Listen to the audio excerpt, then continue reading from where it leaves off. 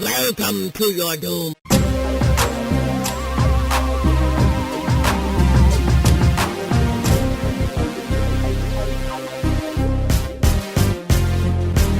Hi everybody, this is the welcome. You're listening to the Welcome to Your Doom show. We are your harbingers of doom. My name is Atul Katru. I am Justin Carcassole. And we are joined by Sudip Gate, that limes. Limes. That limes. See, neither of us can speak. With pate. Rhymes with latte. Sudip, how's it going, man? Pretty good. How are you guys? Good. All right. So we are doing a review for It Chapter 2 today. It's another Stephen King adaptation. So you've come along to be our Stephen King expert. Didn't join us. What's that last one we were supposed to do? Justin? You remind me that there was one more. Yeah.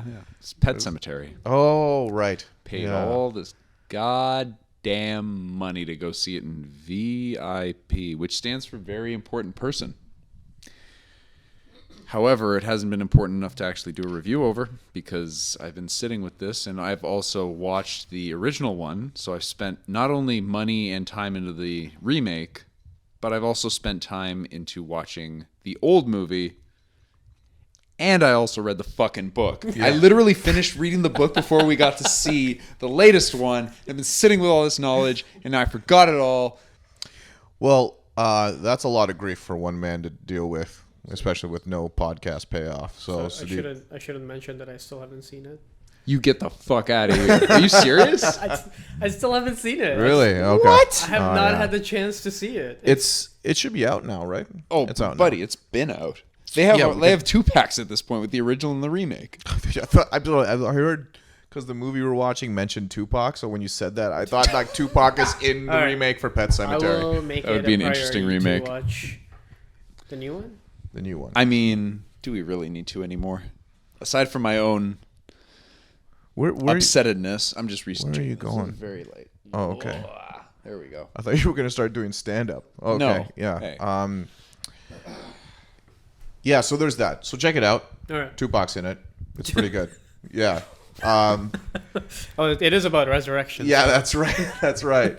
What have you been watching? What have you been reading? What's going on in the world of Sudip? What have I been reading? I finished this horrible trilogy. You don't have to get like all the way up, but you don't have to swallow here, it. right Just here. yeah. Okay. So I read about this trilogy that won a lot of awards, and it was like science fiction / fantasy, which I actually don't read that often, believe it or not. But this one was getting a lot of attention. It's called the Broken Earth trilogy. I saw that on Goodreads. Saw that fly by. Yeah, you didn't really like it. The author won a lot of awards, like 3 straight. I forget what the award is called. It's one of the more prestigious ones in the science fiction fantasy category. Sure, yeah. And she managed to win it for all 3 of her books. Oh, which is Still, unprecedented. yeah. So you think, okay, this is worth checking out. You know, this might be somewhere along the lines of, Song of Ice and Fire, like Game of Thrones, sure, etc. It was not a good book. So wait, did you read all 3? Yeah. Okay. That was poor decision making on my part. I think so. But I felt like I should give it a chance as I kept going. I thought maybe it gets better. It didn't. And I'm usually, if I pick up a book, I have to finish it. And since it's a trilogy, which is all essentially one big book, I felt compelled to finish it. But God, I wish I could take those hours back. You know, I have this conversation with other people. I'm like, when do you decide you don't like a book? Like, for me, that decision doesn't happen within the first 20 pages. It happens typically in the last 20 pages. So when I've spent months reading a book, because I'm a slow reader, I get to the end of the book and I close it and I'm like, I did not like that. That was not very good. Because of the way it ended? Not because of the way it ended. With a book, it's like a continuous long game for me. So at some point, I think I'll start liking it better. You get the ebb and flow of a book. Yeah. I don't think there's any book I've read all the way through and always wanted to know what happened on the next page. That's never happened to me. Even for books I love, that's never happened. Where I'm like, want to know what happens, want to know what happens on the next page. I can always find a place to stop. Shugru, my wife, reads until like 4 a.m. I'm like, that will never happen to me. I Like, couldn't. If you paid me to read, if there is even a little bit of darkness outside and I try to read, 3 sentences in, I'm done. It's game over. I'm falling asleep. Once upon a time. That's, dude, every time, without fail. Right, It's right. pathetic. Yeah. Yeah. I can wake up at like 4 a.m. and read until the sun rises, no Yeah, problem. yeah. But if it's like 8 o'clock and you give me a book, Oh, buddy. that's how you put me to sleep. It's a sleeping pill. Game over for me, man. So when do you decide that you like or dislike? You read all 3 of these and decided that you didn't like them. Oh, I disliked it pretty early, but I was just kept hoping that it would redeem itself. Sure, because But it was mostly the writing that I couldn't get over. It was not good writing. The story was all right. Felt compelling at first, but I think it actually felt really rushed. And I was reading about it later. She was under a deadline. Okay. All that stuff, Sure. and you could tell that she was starting to rush through the second and third part of the book. Sure. Or the second and third books rather.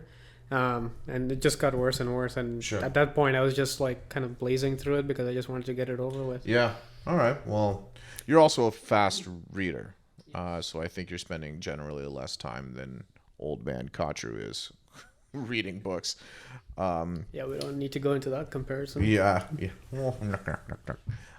Justin, what you got on your computer there? Dude, there's 893 backers required right now for Unicron. So, you got to explain to folks, who Unicron. What are you talking about? Unicron is the primary antagonist from the 1986 film. Oh, was it 86? I thought it was 84. Was it 84? No, I think it was you're probably 86. right. I think it's 86. You're probably the right. 1986 film Transformers, the movie. It's 86. And Hasbro has made a $574.99 USD Transformer that is over 2 feet tall and is a thing of beauty. That is a deal. Now, we need to get 893 more backers in the next 3 days, 3 hours, and 32 minutes, according to the Hasbro Pulse site. All right.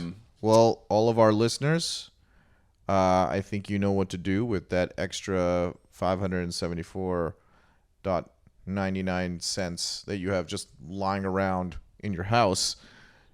Time This to buy a thing's Unicron. goddamn thing of beauty. It is. It's quite nice. basically a big cylinder when it's in planet mode, as most planets are. Okay. Did I say I cylinder? don't think you know what a cylinder I meant is. sphere. I'm You sorry. Okay. sphere. Wrong, What planet? wrong geometric object. I mean, I That's understand cool. it's the I'm sorry. Transformers That's world, cool. but I even thought- then, yeah, the laws you- of physics don't really apply. I like that. It's like I know this is Transformers, but they wouldn't be crazy enough to have a planet in the shape of a cylinder. Maybe a cube. It's a big universe. Maybe a cube. Maybe a cube. Yeah, Transformers is not big on cylinders in general. Yeah, I'd say There's a no cube. symmetry to that. Yeah, that's right. Yeah. Guys, listen. They're Transformers. Their shape is not important. Whether Yeah. it's a sphere, a cylinder, any geometric shape that I Sure. don't know how to pronounce or Sure. say, we all know what I'm talking about. And Got this is a planet-eating planet. Yes. And he transforms into a gorgeous-looking figure that is ridiculously tall. Right. So, I'm hoping for the best of this crowd-funded campaign. I wish it was funded by the Crown. I think when you like Crown So, funded. so does They're it actually replacing all of the guards in front of the royal palace with with Unicrons. That'd be pretty scary. But hold on, does he actually transform into a sphere? Yeah, dude, it's like it's a- pretty actually cool. pretty It is. detailed. No, it is. I mean, Like, look at this if you're a Transformers fan, you know all about. Oh, I know this Unicron. guy. Yeah, And, man. Big Daddy Unicron. The voiced planet by eater, none the other- Chaos Bringer. none other than Orson Welles in his very last performance. Did Are you you know serious? Yeah. You can actually take his head off and like display the head, like That's as great. it's like. Because at the end, spoiler alert for Transformers, they win and destroy Unicron. I know Yeah, look at this that's a big fucking spoiler, thing. but Look his at this head gets fucking blown off and is just flying through space. And then the Transformers TV show that picks up after that, the animated show, continues because someone finds his head flying through space. It's pretty great. Anyways, Yeah, so Unicron. Come on, 893 more people. Let's get this going. And how many have backed so far? 7,000. Oh, 7,107. So You got 3 days. 3 days, They're 3 like hours, and 29, 12% there. 29 minutes. Yeah. Or 12% left, rather. Did the time just get incremented? What do I you thought mean? it was less. Anyways, Anyway. I'll just backtrack. I'm already a little drunk. Yeah, look, it's a work night tonight. It's been a long day. It's been a long day. It's been a long few months. Yeah, it's been it's been rough, but we're gonna make it through this together, guys. One thing I wanted to mention before we dive in: Mortal Kombat Fighter Pack was released. I don't know if you saw this, but the new Mortal Kombat game. He showed me the trailer. Oh yeah, that's right. Oh man, was I ever inebriated when I did that? I remember Schnotzed. that. Yeah, Schnotz. yeah. That's the word for it. Sizzled. They released some gameplay of the Terminator, and it's a little uninspired. His regular move set, I think, is really uninspired. It's very brawly, and it's not really like it's your basic punches and kicks. So they have a couple of flourishes there where he's got the shotgun, shoots you once, and then flips the shotgun like he does in Judgment Day, and does that. But he's got this glowy grenade. It's like a time grenade, I think. I don't know what it is. It's really weird. But the finisher that he's got is amazing. Yeah. And I guess he has something when he gets low in health. His endoskeleton. He's basically Jason. And I was thinking Jason, this. yeah, I was thinking that's this right. very much as I was watching it, Mortal and then I was Kombat. watching. I can't remember the name of the guy's channel, but it's Maximilian Dude. Sure. He's a guy that does game reviews. He does gameplay stuff. He's really cool. I actually enjoy him. I met him at a Comic-Con once. Nice. And he said the exact same thing. He's like, it's very Jason-y. Like the command grabs. The thing you were just describing is when you lose the match, you can get revived for a certain percentage of your health, usually based off of how much meter you've acquired. Yeah, it's meter. Yeah. So yeah, you can come back as the endoskeleton. Yeah. And you fuck have shit up. basically armor Yeah. the entire time. So anyone who tries to hit you, you just keep walking towards them. You lose life, so you can basically punch through another person's attack. Right, basically. exactly. So I thought that was pretty cool. His fatality was really, really interesting. I like that one a lot too, where basically he blows off your knees with his shotgun, puts you in a time sphere, sends you into the future, and then a scene right out from Terminator 2 takes place where you're out in the battlefields and these lasers are shooting and then one Terminator comes in and like shoots you. Yeah. Right. So it's pretty interesting. It's pretty interesting. But what's even better than that is all of his winning animations. I think they're even better than his fatalities. Yeah, absolutely. Yeah, the winning poses that he does. One where he's walking away and this fire starts up and the endoskeleton's left and it's zooming in. It's like the credits for Terminator 2. Really, really cool. It sounds like they couldn't get the rights to the music because they do not use the theme. They use some variation on it. It sounds okay. It sounds kind of cool, but like they don't use the theme at all, especially when they have that image. It's their own composition. It's not that dun dun dun dun dun dun dun dun dun. They don't have that at all. That would be cool, but I don't give a fuck about the theme. Voice is the problem. Okay, yeah, let's talk about the voice. The voice actor they got for him is like someone doing like a Looney Tunes impression of like Arnold Schwarzenegger. It's like what Tiny Toons, if there was an Arnold Schwarzenegger in Tiny Toons, that's what the Arnold Schwarzenegger would sound like. High-pitched. No, not high pitched, just the accent's all wrong. It's lot of it's not good. It's Exaggerated. really, really yeah, bad. it's hyper exaggerated in some cases. They should have just sampled his voices from across. I don't the think that's it's movies. exaggerated enough. Well, no, sometimes it's so exaggerated and sometimes it's very downplayed, but I noticed the like the exaggerated parts. I wish the whole thing was just downplayed. It doesn't have to be, so like over the top. Yeah, comedic. Because if they just kept those more subtle accent, I think it would have gone over better, but it is not good. It's not. That's the best way to put it. It is not good. But I think we've said enough on it. Yeah, It's yeah. disappointing. I was really like that. I was really planning on maining Terminator when we got into it, Yeah. but I just can't. I can't. It's all good. I'm more excited to see what Spawn's got. Spawn and the Joker. Yeah. Fuck the Joker. Fuck the Joker. Speaking of which, we're reviewing another piece of media with a clown in it, a murderous clown. Good segue. Yeah. Shall we jump in? No. All right. Well, this is It Chapter 2. I know your secret, your dirty little secret. God,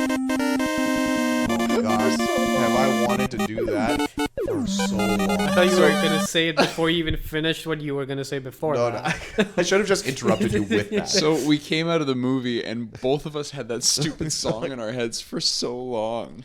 I don't know why I made him sound Irish. Yeah, Well, that was the thing that we couldn't stop doing either, was making him Irish. Yeah. When he was singing that song. I don't know why. Maybe he does have an Irish accent. Pennywise? No. Yeah, maybe. It's I an don't know. English name. My name's Pennywise. Yeah.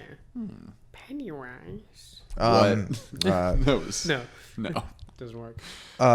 So, general thoughts, non-spoilery, and Sudip, go. Summary.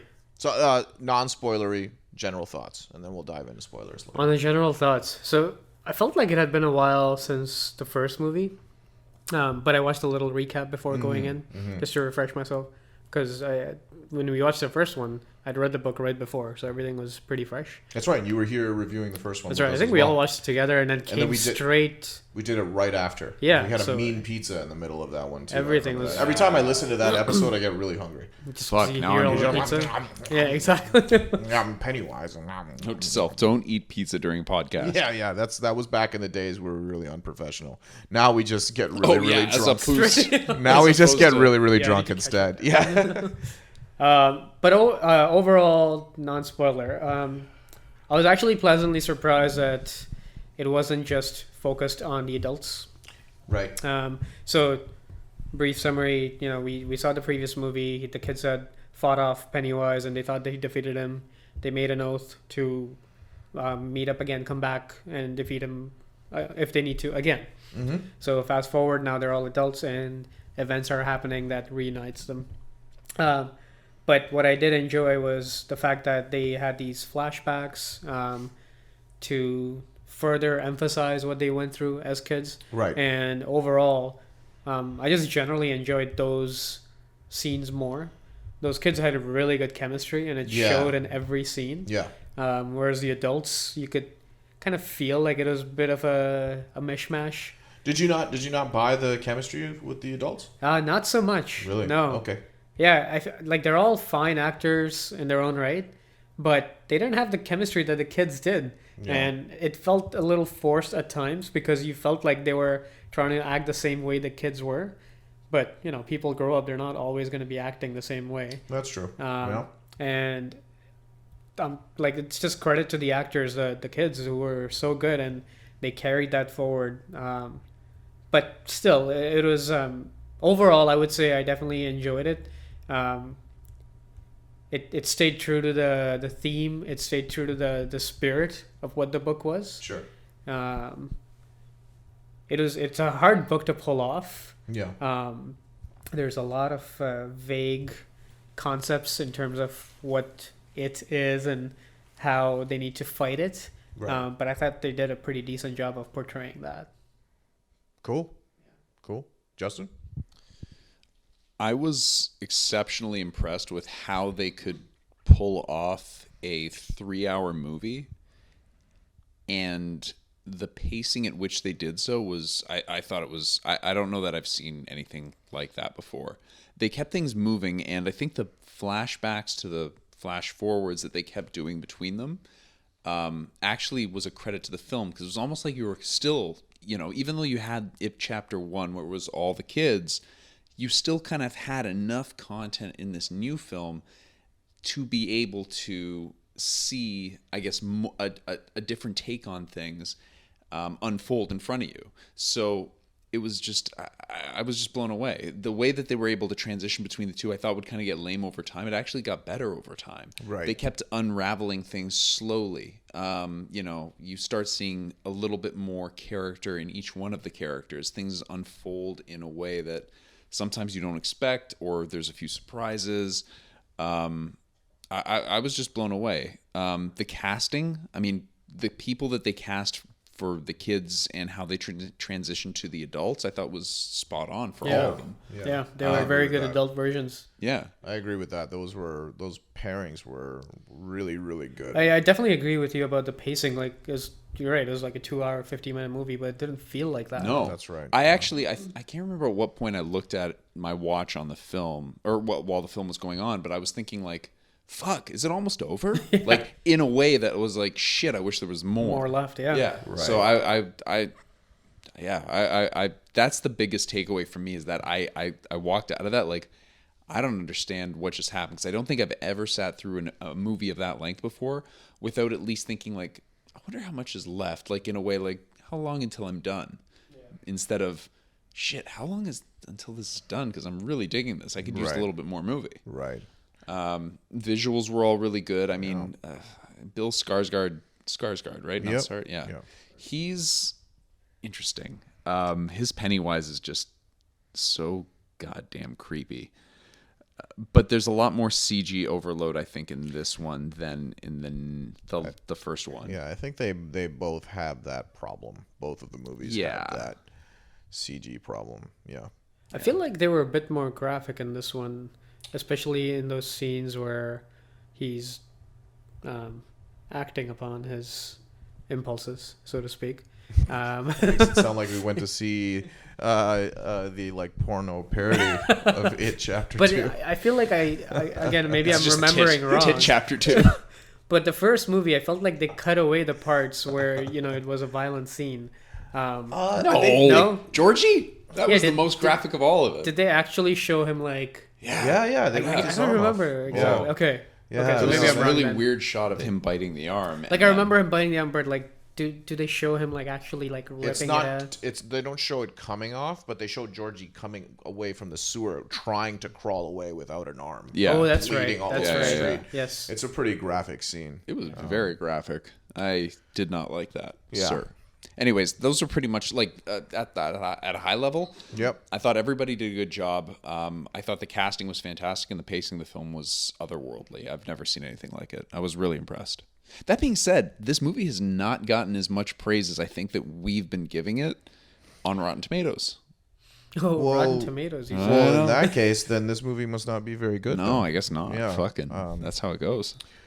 General thoughts. Not that anyone's asking me, but Go fuck yourself. I definitely like the movie.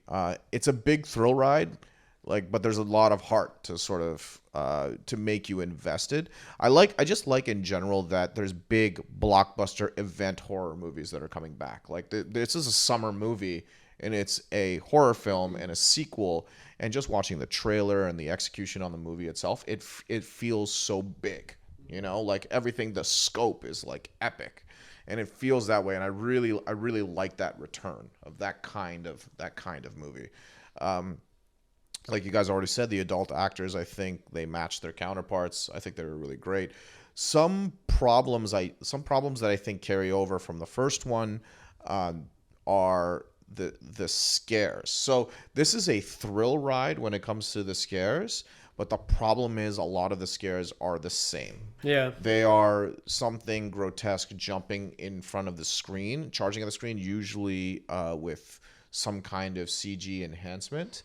And while that's, it's fun, the whole thing is fun. It's just I was hoping for something a little more, I don't know, sophisticated, I guess you could say. But they did do a really big slow burn scene, which is shown in the trailer with the old woman. They show almost that whole scene in the trailer. Yeah, But which the is kind problem of a problem because that's they the ruined most whole different scene. Yeah, exactly. And that's the one scene that has that really crazy slow burn up to what I think is probably the best payoff in the movie. But not all of the scares are like that. A lot of them are just in your face jump scares. And I'm like, I get it. It's one of those movies groups of people go to see. It's a big epic in scope. You got to entertain your audience. I don't think a lot of people are here to watch a slow burn horror film, and that's not what this is. But I just recently saw the first 2 episodes of The Haunting of Hill House on Netflix, and that is the type of scary that I really, really think is effective, which is like the slow burn, non-jump scare, subtle scare. Yeah. Ratcheting, like turning the screws, really ratcheting up the tension. Not to say this movie doesn't have that. It tries to service the audience the way a roller coaster does. And I think that's fine. This movie, that's what they were trying to do.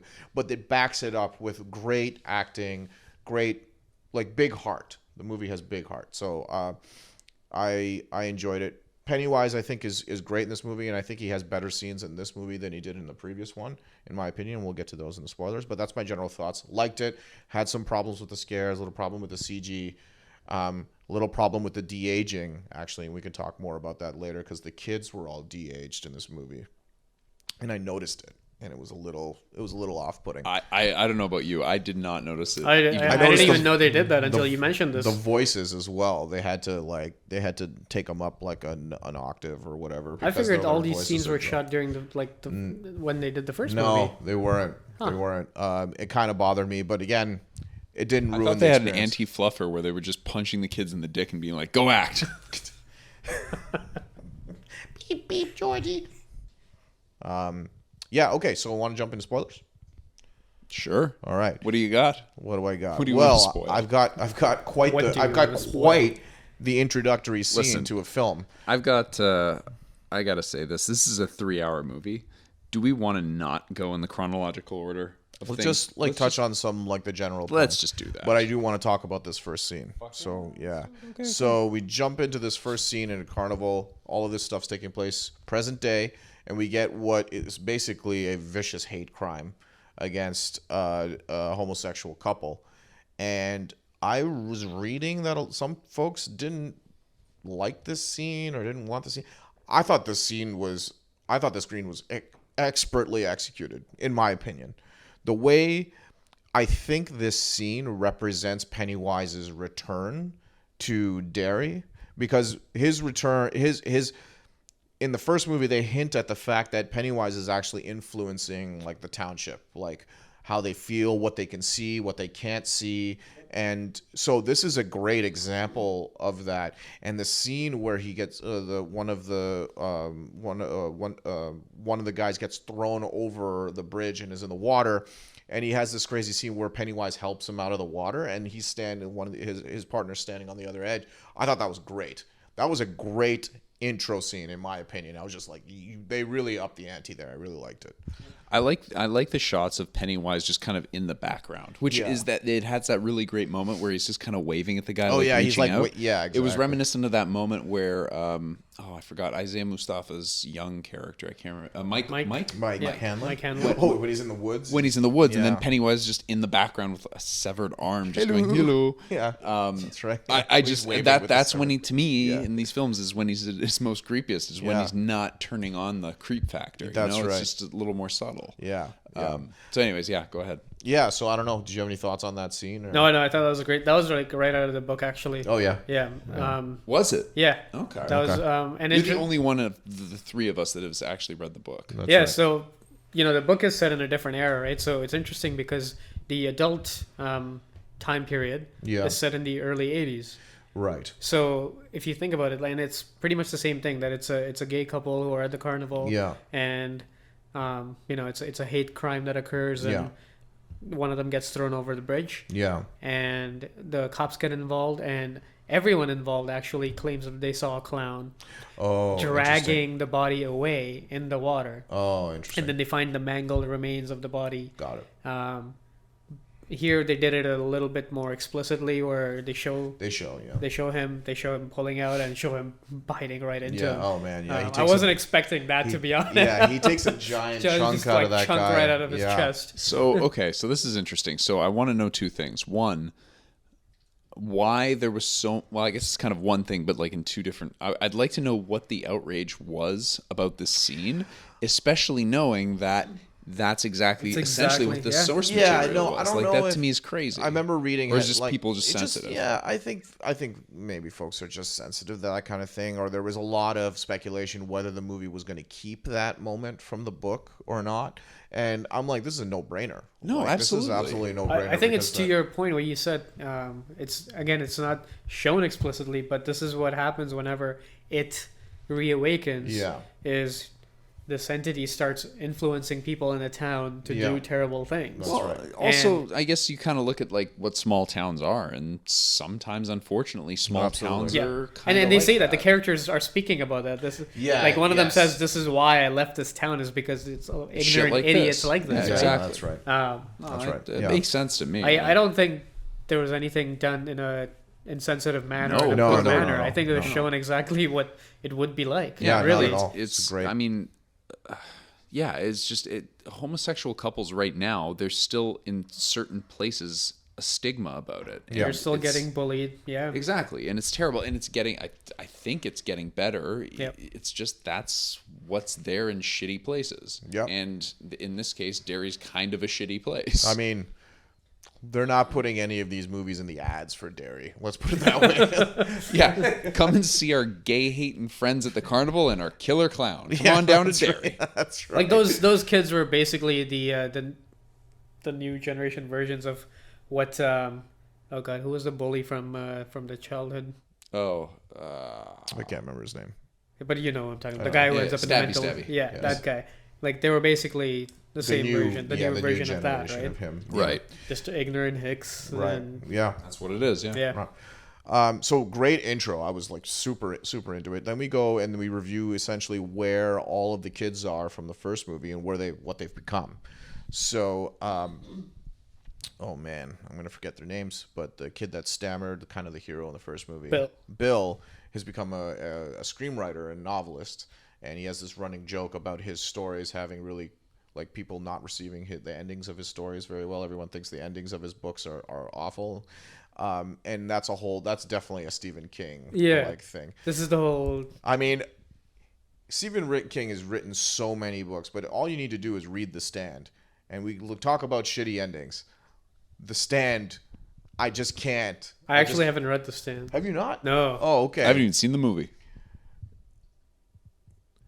Stand by me. Yeah, that's the wrong stand. Different Yeah. stand. It's the wrong stand. I've made that I know mistake that. before. I made that mistake before. I'm sorry. You said that in a podcast, I think it was. Yeah, that's why you were doing it. That Stand By Me was- I knew that. Yeah, because that's the first song I think of when I hear The Stand. Oh, okay. Well, anyway, I did make that mistake. Well, wait. Stand by Me was not. Wait, That's a what Stephen was- King book That as is well. a Stephen King. It's book. it's But like The a Stand novella. is It's like a also- short story. Yeah, Alright, yeah, that was made into. And That was the- called The famous. Body. Yes. Yeah. The short story is called The Body. And Yeah, the I'm not Stand. that uneducated mother.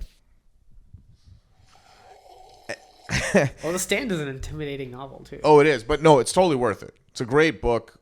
The ending's a bit of a letdown, but you know, it's worth. No, it's good. You know, it's good. Not to go off topic, but I want to read Doctor Sleep next. Actually, I just finished that.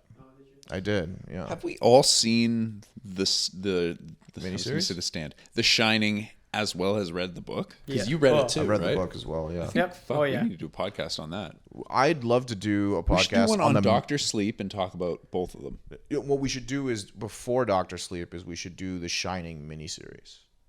Because Miniseries. Yeah, there's a 2-part miniseries directed by Stephen King. no, written by Stephen King, but Really? directed by another guy whose podcast I listen to, and his name Mick Garris, that's his name. I've seen clips from it. It's more accurate as to what the book is. It is, and Jack Torrance character is very much like the Jack Torrance character from the book. Okay. As opposed to the maniacal fucking crazy person that Jack Nicholson plays in the That's Kubrick right. movie.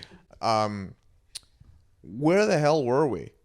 So we were talking. We just finished the opening scene. Yeah. So man, we're not making great progress here. I just guys. want to make one point actually. So I went Yes. to see this movie with my girlfriend Nadine. Shout out if you're listening. She might actually listen. Oh, that's amazing. My wife never listens. I know. Nish We only know. listens because she's above us. She's in the upstairs. bedroom. She gets to preview Yeah, the that's entire. right. Nish, if movie. you can hear us, like kick the floor. I guess not. She's not listening in. She's asleep. Yeah. Perfect. So anyway, the point I was making was so Nadine hadn't seen the first part. She hasn't read the book. I just dragged her along because we're doing this podcast. Yeah. Also, it's okay. So she's seen the movie. Got it. So she was a good sport. She so she saw a little preview of the first movie. Yeah. It was like a 5-minute clip that summarized the first movie. Yeah. And then as we were watching the second movie, I kind of got the feeling that they made the movie such that people who hadn't seen the first movie could still get caught up. Yeah, 100%. I think so. Because I they think were so as well. explaining things a lot more than were necessary. Yeah. Right? Like getting into things again and again. Yeah. Which I felt like was actually nice watching the movie with someone who hadn't seen the first part, because I didn't have to lean over and explain every single part. Yeah. Right? Yeah, I agree. I think that someone who hadn't watched the first movie would still get something out of this. Yeah. 100%. They go into the backstory, they summarize what happened. Yeah. They explain that it happens every 27 years Yep. and, you know, what they had to face. And yeah, anyway. So we get the character intros. Bill is a screenwriter, and though, you know, I'm gonna be really reductive here, but you know, the chubby kid has become like he seems like an architect, and he's super cut now and like, you know, super in shape. Good looking dude. And then we've got Beverly, who seems to be married to like an artist or like I don't know what that guy does. I think He's it's a pronounced painter? asshole. Yeah, he's like a painter or something. He's because like when she's running through the house, it's like a Oh, no, he's just a very rich guy. Yeah. oh, he's just rich. Yeah. Loaded and Oh. abusive, as Oh, one would okay. be if they're loaded. I If I had money, you kidding? He'd have douchebag art everywhere. Yeah. The and Mona it's- Lisa. Yeah, Yeah. it's an abusive relationship, and then we have Abusive relationship with the Mona Lisa. just I almost got him. he just goes back there, and Mona Lisa's just beating his ass down. All right, guys. Hi, Alto. Well, so the other kids, the Jewish kid, I don't know what he does, but The Jewish kid. Well, there's two Jewish kids. oh But yeah, Oh, sorry. the guy that's... Wait, who's the second one? Are they both Jewish? Yeah, They're yeah. probably both Jewish. Because they remember Oh, one Bill of them's so Bill Hader's kid, Richie, and Richie. Stan. Oh, that's right, Stan. So is Stan, something. yeah. Stan and Richie. So Richie's a I think he was a comedian. mathematician or something along... Or an accountant. Stan or is an mathematician. accountant or something, or No, risk, Eddie- risk analyst. That's Eddie. Oh, that's Eddie. Yeah, sorry. Eddie's a risk analyst, but I thought that... Stan, I think, is an accountant. They don't Yeah. really go into what he Yeah, does. Because yeah. they mention numbers. Yeah, Right? I Because think that's why he ends up offing himself in the end. Or, That's right. Well, that's it. That's what it's revealed at the end, is because he's like, I ran the numbers. Or at least okay. I think that's what he said. Okay, yeah. At least that's how I interpret it. Yeah, I think he's an accountant. But anyway, Sure. So Mike Hanlon is the only one that's stayed in Derry, and he starts noticing the events that are occurring, and has basically put together and doing a ton of research, and finds out that it is back. And he starts contacting everyone after 27 years, and he gets a variety of reactions, one of which was really funny. Bill Hader's reaction is quite hilarious. He basically, just before he goes on to do a comedy show, he throws up. And let's just talk about Bill Hader for a second in this movie. Extremely funny to the point where I think he diffuses some scenes that shouldn't have been diffused. I think. All right. Well, moving on. Well, okay. Yeah, he definitely is there to diffuse scenes, but I thought that there was no moment. What scenes in particular did you think that you were like, fuck, why did you do that? Because I thought that where he did it was okay everywhere. There was none that stood out to me like, what the fuck? In the end, when they had the door thing that they repeated from the first movie with scary, not scary, really scary. I just thought his, like, the whole shtick there was, and he was a big part of that scene. I just didn't. He went into like Bill Hader from Tropic Thunder like mode, where he had these like nonchalant like reactions to like these big things that are happening around him. Not to say it was all. No, it's not bad. I think that I enjoyed his performance, and he was surprised. But he's a comedian, so it makes sense that he's reacting this way. It's just. I think they took it a smidge too far under certain scenes. Like that one jumps to mind in particular. That one to me is the least egregious, because if I was trying to not have him play big on that kind of scene, I wouldn't have used the exact same shit from the last movie. I would have done something more creative and different. In that case, if you're bringing back the exact same thing, it's like you're giving him the same material to just chew on. Fuck it. Bill Hader, go to work. That's the way I look at that. Yeah, I don't so agree. basically what I'm saying is you don't know what you're talking about. Yeah, I don't agree. I think they needed to reel him back in just a little bit, just a smidge. A smidge? A smidge. That's not a measurement. Yes, it is. Yeah, Do you know how often somebody says It's put a part of the smidge of imperial salt? system. Yeah, into it's like in a- the museum there in a glass case. A smidge, and it's a guy's hand going like this. But it's like a huge guy. So It's like huge. when you go up, it's like this. And it's behind like a like the- magnifying like- glass. It's So like you the don't Paul actually Bunyan know. statue. You know? That's right. That's right. So all of these guys end up returning to Derry, and we have what I think is a really great scene in the Chinese restaurant. I really liked this scene. Yeah. It made me feel like when I go to dinner with my friends and everyone's just getting really drunk and just reminiscing about old times. I thought, because that's why I was surprised when you said that you didn't actually believe the chemistry of the older folks. I thought this whole scene sold me. I really did like the way this was executed, and everyone was drinking and everyone was having a good time. Hey, remember this, remember that. And what was really interesting about that scene, it was very subtle, is how everyone is slowly remembering their childhood, because they didn't remember before, but now they're slowly remembering, and it's all coming back to them. And it ends with a bang. So what did you guys think of this scene? I liked it. Yeah, I like the lead up until the scary stuff. Yeah. But the scary stuff I felt was kind of a rehash of the original miniseries. I don't think it was based on the same material. No, I know, but it just.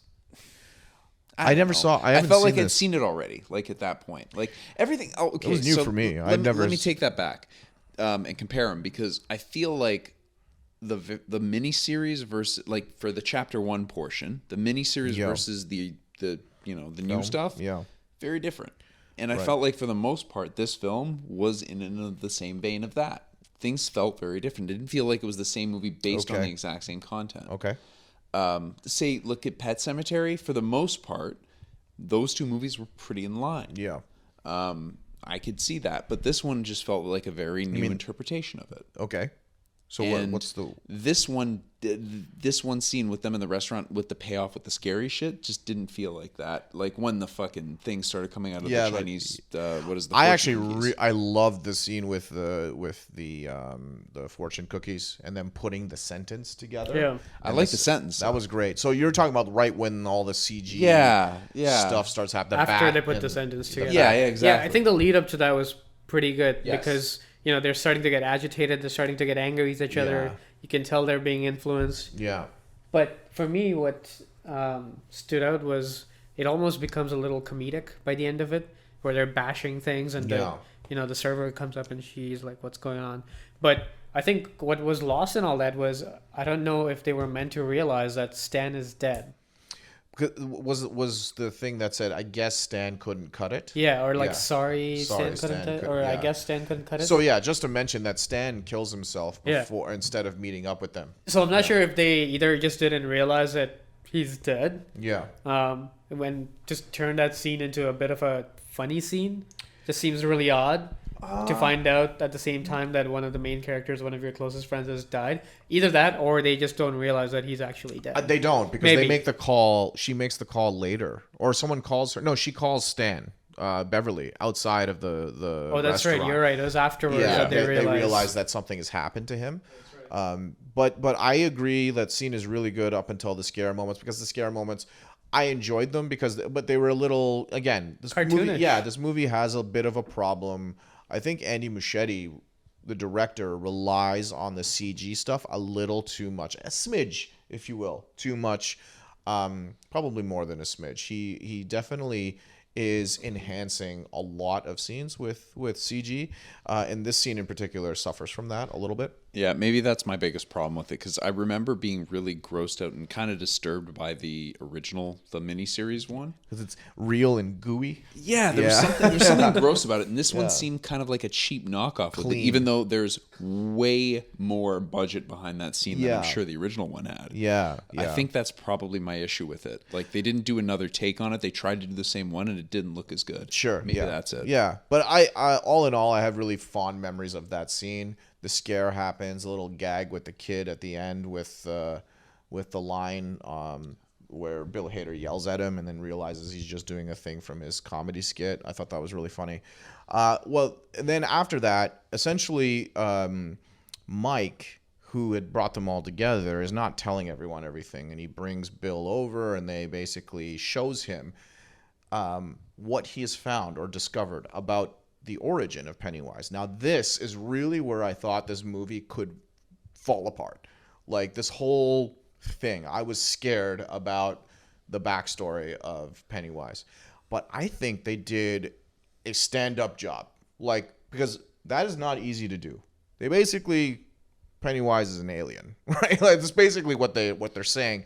And the whole thing that the smoke, like that tanned smoke tower thing that he's got with the engravings, man, that whole thing is super wobbly. Like, that can come off really, really hokey. But I think they did it in a way that the wheels didn't fall off the wagon. I legit forgot that he was an alien, basically. At this point, like... It doesn't really matter, No, I guess. no, it doesn't. Yeah. It was just that it came from somewhere else. And space, another dimension. From space. Whatever. Yeah. But, it didn't even register with me that could be hokey because it was told in such a way that was... I guess easy to absorb. Yeah, they managed to balance. They're like, this is getting pretty hokey. When you read it in a book with all of the detail a book can give you, especially a 1,000-page tome, it can get you all those details and convince you that this is what's happening. This movie, all it has is like, it's got this asteroid falling from the sky, and you're like, and then I just felt like this scene could have been a disaster. You know what I mean? It could have been a massive disaster, but it was not. I thought that it was really well done. And then it blends into the set piece at the end of the film, which I thought the set that they were on was amazing. I really, really liked that. But that is right from that origin, right? They tied it. It's all tied together. And I liked it. I mean, I was just because I was like, this is going to... how are they going to explain this? And then they did it, and I was like, oh, okay. Well, that wasn't so bad. Worked out well. Yeah. Did you have any thoughts on that? No, this is what I was saying earlier. It's because in the book it's a little bit different. Yeah, definitely. Like in the book, also it mentions that basically it is something that came from the sky. Yeah. But it's interesting because there's a little bit of a tie-in or a link to the whole Dark Tower. Sure. Mythology, yeah, definitely. Yeah. Right? Because with It's the like turtle. the outer. He's one of those like outside of the Dark Tower. They're all those like demons essentially. Exactly. Not the Dark Tower, but outside. Like they have those zones basically. Like you remember the significance of the turtle in the Dark Tower series? Maturin. Yes, Maturin. Yeah. So Maturin threw up, and that's how the universe was created. Yeah. And then one of the dark energies from that is what it is, right? Yes. And so in the book, Maturin actually appears Oh yeah. to the I kids know. and kind of guides them on how to defeat this thing. Yeah, and they didn't do that, Yeah. right? And No. in the as adults, they really figure out how to do it finally. Yeah. But that's all hard to explain in a movie. Oh, Like, how are you gonna do that? Giant. I'd like cosmic you to turtle. explain that right now. As I much as you can. like that's the thing. That's what I meant. Like it's thematically so vague. Yeah. Because it's essentially like this energy being who is saying that this is like basically one of my creations and part of the balance of the world. But Yeah. the way you defeat this thing is by a battle of wills, Right. and you have to basically go into this fight and fight it with your mind. Yeah. Yeah. But that's easily written in a book. How the hell Sure, do you yeah. show that? Yeah. Right. So they had to. Anyway, we can get to that part later. Yeah, but what did you think of this representation of? Like, I think this is easier to absorb. Yeah. And that's why they showed, what they had to do with the I don't know what you want to call the that. ritual of Yeah, Chud. the ritual of Chud, which Yeah. again, even in the book, is kind of vague. Like kids getting together, Yeah. getting high, essentially. That's You know, right. you have to stand in a circle. But this at least gave it a bit more Wait. definitive Yeah. way of doing it. Wow. And even in the end, it, later on, Yeah. they talk about the gazebo effect. Yeah, that's right. Yeah, that's right. But anyway, I thought it was a bit easier to digest for a general Sure, audience. yeah. So yeah, I think it was pulled off well in Yeah. that sense. So, not have reading. Oh man, reading the books. He doesn't Having read a a lot of books. 'cause- Clearly not. Yeah. That would be the gin. Oh, that's Having water. not read the book, as soon as I heard the ritual of Chud, I was like, chode. It was just such You're a such a stupid child. name. You're such a child. It is, Actually, yeah, well, when they just, say the ritual of Chud, I think of the movie Chud Chud. from What? the 1980s movie. It's called Cannibalistic Humanoid Underground Dwellers. I actually know Good exactly what Lord. you're It's a talking horror about. film Yeah. called Chud. Chud. Yeah, it's I've seen that movie. So when they said the ritual of Chud, I thought, oh, maybe it's like a weird shout out to it. I haven't read about that at all. I don't know if it is, but when the movie was written the book was written in the 70s, late 70s, or is it? I want to 80s? say early 80s. Oh, is it early 80s? Okay, so it could have been from that. But anyway, moving right along, Mike shows Bill this, and they manage to convince all of the kids to stay. In the meantime, there's this side story of, well, I'm just gonna call him Mullet Head, the bully from the first film, survived surprisingly, because I rewatched the first movie before I saw Henry this one. Bowers. Henry Bowers. He survives. I don't know if you remember how he goes in the first movie, like down the well. There's no way he survived that. It's just ridiculous. He's just bouncing off of the well bricks like on the way down. It's just crazy. Anyway, so he survives and he gets put into an insane asylum. And now the movie's doing this thing where they're flipping back and forth. And I think they do it really well because it can get very complicated, very confusing. But they do the transitions between flashbacks and the older kids very well. So, and he sees a balloon and escapes from his prison. But two things I want to say about this.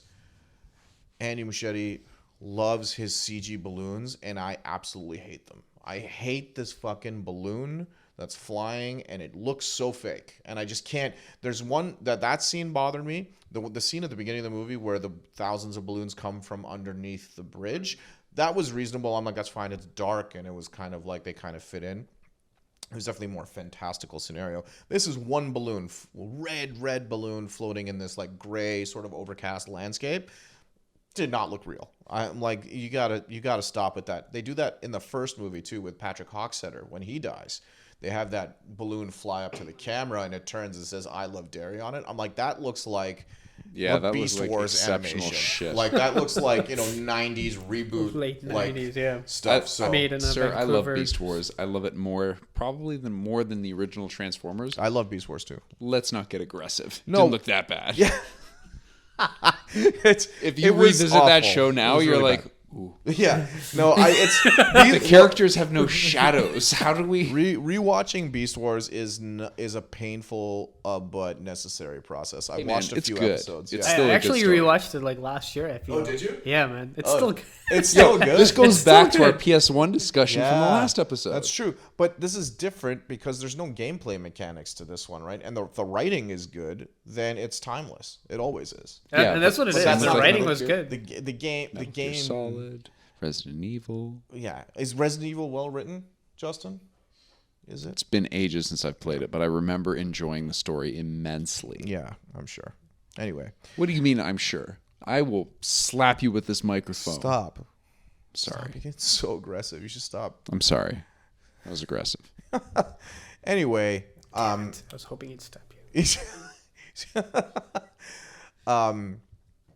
God damn it, where was I? It's fake CG balloon. He escapes from the asylum. This is one of those scares. The other thing I wanted to comment is that the balloon ends up under his bed. He goes to poke in the balloon, pops, and Buddy Hockstetter, who is all his face is eaten and stuff like that, chases him. And this is again one of those scenes, those scares that is just like so obvious, so in your face. This is a very roller coaster ridey sort of scare. I'm like, oh, okay, I get it. They did it for there, but then they do it 100 more times. I feel like that was the most repetitive scare of the movie, where you have like this one scary running across the screen at you. Yeah. Let's talk about this because I'm genuinely fucking curious because Pennywise's powers are not something that's very well defined in this movie. No. I don't even think we need to have this conversation. I want to have it because I want to know where he got that goddamn knife from. Because that knife Oh, yeah. was very real. So did Pennywise give him the knife? If he's giving him the knife, why doesn't he just clear out the whole ward for him? Why is he giving him the knife? If he's already there to give him the knife. So, okay, I think that one is actually answerable. So I'm not gonna guess as to how the physical knife was given to Bowers, but I think Pennywise's whole shtick is about influencing people. He cannot go into the the asylum and murder everyone, because then he could murder the town of Derry. So he needs to, if someone's working for him and he's pushing people to do things, they have to do it themselves. He's like Satan. He's just like whispering in their ears, and he's got to escape. He just, nudges him a smidge in the right direction. Right. Mentally, he's nudging them in the right direction. However, if he's going to be able to give them something, just fucking do what you got to do. What's the point of just... The end game there is letting this guy out of the jail. Why let him do it when you could do it much more efficiently? Yeah, Bowers, I would say that's a lapse in their writing. I would agree with you on that. They could have... Fuck you. He read the book. You don't know shit. I'm sorry, I've been drinking. You used read the right way in that sentence. Congratulations. What's funny is after I said red, I was like, did I just say the color? That's how I heard it. Oh dear. But I mean, the whole point is they just want Henry to get out of there somehow, and make it back to Derry. I'll say this: it's better than the dog thing from the last movie, or from the original. Yeah. What dog All thing? of a sudden, what was it? I think Pennywise. Oh, you mean the miniseries? From the miniseries. I haven't seen the miniseries. I blacked out when I saw Actually, that I haven't seen it. when I was in the. I feel like Pennywise is there for a second, and the cop or the guard is like, "Huh?" And then all of a sudden he turns into a couple of Dobermans or German Shepherds, or I'm not a dog guy. The guard turns into dogs. Pennywise does. Oh. And eats the guards, which is even more ambiguous because, was he there? Did he just bring in a few dogs? How did that work? It was all very confusing. He can't do that. That's the thing. These movies don't really tell me what he can and can't do. Why stop there? Why can he just murder? Why is he just murdering kids left, right, and center before scaring? Why is he marinating these ones for 27 years? Why don't you just attack them and kill them, just like he does to many other children in both of these movies? Why doesn't he just attack and kill lots of people? I'm just saying, why would he give him a small little blade? He could have brought him a chainsaw. He could have brought him an automatic weapon. He could have brought him a couple of grenades. No, I think Atul is right in the sense that I don't think he gave him the blade. Somehow Henry Bowers got that blade, and I don't think most people, while they were watching the movie, really thought about it. Okay. They just saw him kill a guard and make his way out one way or the other. Yeah. Okay. So I didn't think that that Pennywise got him the blade. I think Pennywise got him started. Yeah. On his journey out of there. So follow-up question: what happened with the car? Actually, I can tell you how he got the blade. Yeah. His buddy, Patrick. Patrick got him. He's a zombie? Who the fuck is... Patrick Hocksetter. The zombie. That guy, the zombie that's driving the car and all that stuff, that's Patrick Hocksetter from the first movie with the kid. That's actually a real zombie. So he's actually there as a zombie. Yeah. Oh, then shit. There's the explanation. And that's not Pennywise. That's actually Patrick. He's got a zombie friend? Yeah. I feel like that zombie was underutilized. He should have been... Are you kidding? He was driving fucking Bowers around all day. He was like an Uber driver. No, he was. He was. Somebody, honestly, Patrick, don't listen to this shit. You did a lot in this movie. You drove fucking stinky Bowers. I bet you Bowers hasn't had a shower His balls since the 1980s. Bowers doesn't know how to drive. That's why. Rotten tomato sauce. Oh, jeez. Honestly, Patrick, don't listen to these guys. You did fine. No. All I'm saying is, why didn't he do more? Why didn't he get out of the car? Because, he was loyalty for his friend. He was the getaway driver half the time. Honestly, what I loved about this movie, I feel like what Bowers is just getting his ass kicked all over this movie. So there are a few rules, right? Like, Patrick's dead already, so he can't really do anything. He's just other kind than of drive. Yeah, he's helping. I know how this sounds. I can't believe you've gone down this. But this is what it is, right? Hey man, I was curious the whole time. Look, so I'm glad we there's got other down things this in the hole. book that they didn't even show. So, for example, we were talking about Beverly and her asshole husband. Yeah. Right. If you in the book, actually, he's featured more. The fact is, her husband is very much like her father. Yes. Abusive. Well, they got that across in the movie. Right, but I feel like that was just like a quick scene and that was it. She ran away, took her ring off, and that was the end of that. Yeah. In the book, he actually chases after her. Oh, okay. He beats the shit out of her. Yeah. She manages to escape, stays with a friend. Yeah. While he's still trying to chase her down, She runs away, makes her way to Derry, and it starts influencing him. Oh, And- him. Okay. Yes, the husband. And meanwhile, Bill's wife actually comes after him as well because he kind of just leaves Yeah. her in a huff to go to Derry, and she's like, "Well, what's going on? What about our Yeah. marriage?" He has it has Bev's husband take Bill's wife and take both of them to it Oh. in the book. Oh, interesting. And so similar in the way that he takes Bev in the first, part, Yeah. and They does whatever, they float. shows her the lights float and too? whatnot. Yeah. He does that to Bill's wife, puts her in a catatonic state, Oh, no way. and then shows his true form to Bev's husband, who dies of shock Oh, okay. at that point. Yeah. But he's influencing all these other characters to do bad things for him because Okay. he doesn't have that much Direct control, control. where he can physically do all these things Yeah. to them. Yeah. Right. So there are some rules around how he operates. Yeah. Again, The how movies can you don't- explain all that? Yeah, right? No, yeah, they're don't- not they clear don't on get that. it. 'Cause Just a word on the abusive husband thing. The other thing I really liked about this movie is that the way Bev explains that everyone's like, why don't we just leave? Like, we don't have to be here. We don't have to stop him. Just leave Derry and we can leave all this behind. And she's like, no, everywhere we are now, we are in places where we're not happy, right? She's in an abusive relationship. Bill, is depressed because of his writing, and obviously the relationship with his wife is not particularly healthy. They show that in the movie, right? They're basically leading, they're on the road to self-destruction. So the way she puts it is that we all die. They're tied to it. Yeah, they all die, and they're basically doing it to themselves. So if they leave, they will all die in ways of their own creation. Like, they're self-destructive in the end. And I like that explanation a lot. And that ties back to her, like, in particular, her with the abusive husband, is that she did that to herself. And she's destined to keep doing that if they don't destroy the source of evil. So when you say that, no, they didn't spend a lot of time on that. I didn't even know any of that. I think they still got that idea across. I think. I mean, maybe not for everybody, but certainly, like, I understood that. That's what I understood when I watched it. So where were we? So he escapes. Bowers escapes. The other point I want to make about Bowers, I think this movie didn't even need him. He doesn't do anything. Did you guys notice that? He impacts this movie zero. Well, he almost kills some of them. Yeah, it was kind of the same thing in the first one. I was kind of like, really? Like I think he got in the first one he got Mike out of it. I don't think Mike was in the final scenes. He didn't kill him. But in the first movie, Bowers is important because he's what brings the losers together. Yeah. So no, I think in the first movie, Bowers serves a plot function in that Yeah. the losers need to have an antagonist, brings them together.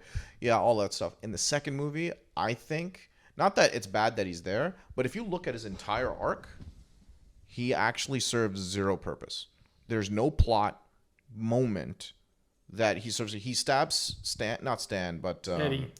Sorry, Eddie. Eddie. Right But to the what happens as a result of that? Nothing really. No. He just leaves after that, and then he comes back and he attacks Mike, and is immediately killed. Yeah. So it's like, I actually don't understand why he's in the movie, other than for that Ace's mullet comment that Buddy drops, Richie drops. Is it Richie? Oh no, it's Probably. no, it's not. It's after he gets stabbed in the face. Isn't he's like, cut off that mullet, dude? Yeah, because he's after he got stabbed in the face, Eddie got stabbed in the face. That was Eddie, yeah. So I throw that out there. I think this movie would be a quicker pace if that stuff wasn't in the movie. I'm not saying it shouldn't be. I'm just wondering why it's in there. I think in hindsight, yes, I agree with you. Like, having seen the movie and know how it plays out, yeah, I do agree. And seeing this one, I kind of knew in advance where that was going to go was essentially nowhere. But the first time I'd seen the miniseries, I was like, oh shit, what's this crazy motherfucker going to do? Right. So it's almost kind of misdirection, because clearly, it is not coming out to play until it's good and ready. Yeah. So this guy's kind of the extension of it, where That's right. he's kind of going out there where where it can't. I think the point of him is that it is trying to get him to stop them before they can come to where. Oh yeah, no, I understand that. But if you look at the moments that he's in this movie, it doesn't result in any character growth, doesn't result in any plot progression. It doesn't stop anyone from being somewhere or doing something. Yeah, I think like it actually literally nothing comes out of him attacking them. I think it's I don't just know. I misdirection, think man. that up until the point he attacks them, everyone is still trying to decide whether they want to continue fighting it or if they want to get the hell out of town. Because you have to remember, Richie's like on his way out at that point. Yeah. He's evading everyone and he's trying to get out. And it's not until this guy comes back, Bowers comes back and attacks everyone, that they take this seriously.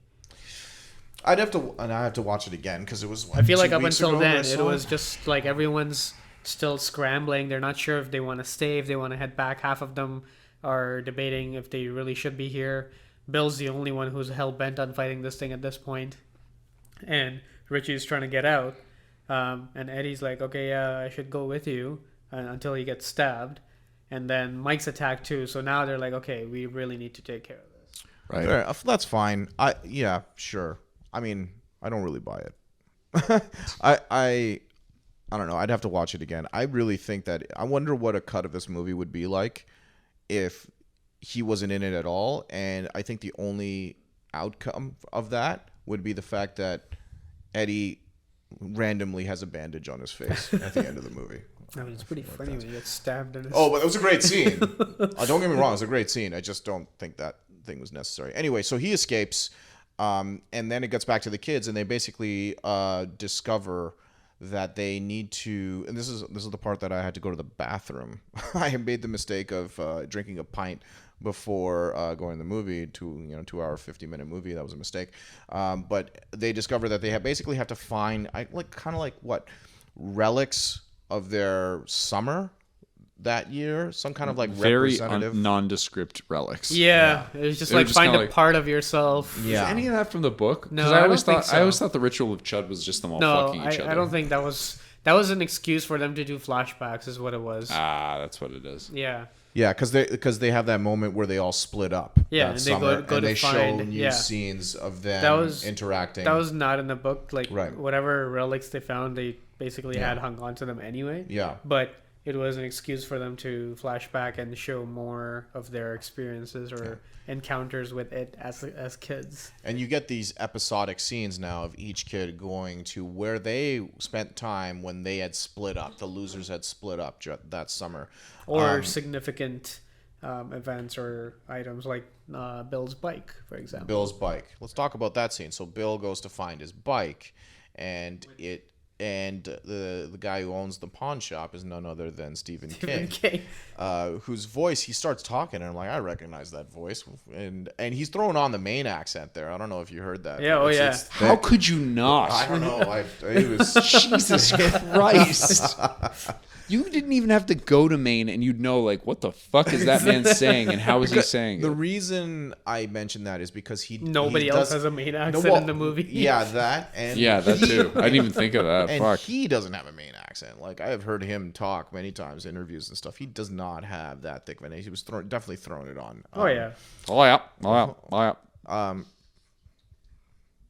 Anyway, yeah. So he sells Bill's bike back to him. For like $300. Yeah, and he makes a funny comment about how his endings suck. Like Bill, the writer's endings suck. I think it was a little on the nose about Stephen, all of that criticism about Stephen King. A little vain. I thought that was a little much. It was like Stephen King writing himself into the Dark Tower. But that's exactly what it was. Yeah, that's when true. When I saw this, I'm like, figures. This is very Stephen King. This yeah. is very Stephen King. Okay, so he sells him his bike back. He starts riding his bike around in a really funny scene because the bike is obviously in shambles.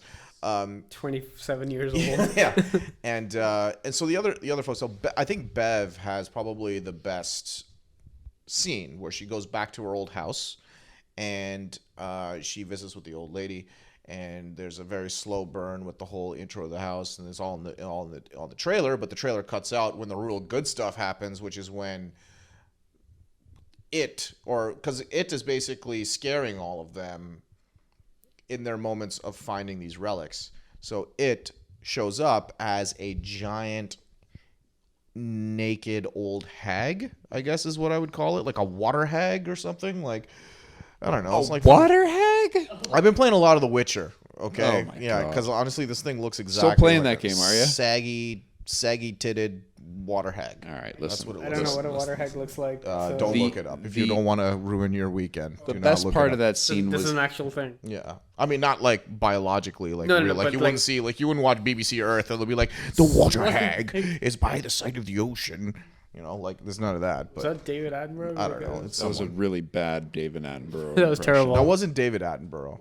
That was me if I were narrating BBC. Why would That's you? why you're not narrating. Why would That's you right. put on That's a right. British accent? That you know. Anyway, Listen. it was like a 9-foot tall water hag. Yeah, well, that water hag was not the best part of the scene. The best part of those scenes was her sneaking around. Sneaking background. around. Yeah. That was the I best can't part. see Justin here, but he's just like bouncing off the walls, man. I agree. What have Every you time been she's drinking? like I've been sneaking fueled around. by whiskey and gin, sir. This is how I cope. Listen, And then like you see her stripping while she's sneaking around. And Yeah. you're just wondering what the fuck is going to happen right now. Yeah, she's in the background doing one of these, like the peering around the corner and like the You know what that scene reminded me jangly of? walk. You guys have seen Harry Potter? Yeah. yeah. So you know that scene in I think it's the last movie, or maybe the second last, because they split the last book into two. Mm-hmm. That scene where Hermione and Harry go back to Godric's Hollow, his Sure. his I've seen home those neighborhood movies or once, whatever. but yeah. And they're by Harry's parents' graveyard, and they see this person who like beckons Yeah. them and takes them back to a home, and it's like this old lady. Oh yeah, yeah, yeah. You know what I'm talking about? And she's not speaking, and they know this person to be Water hag. Dumbledore's like Oh, okay.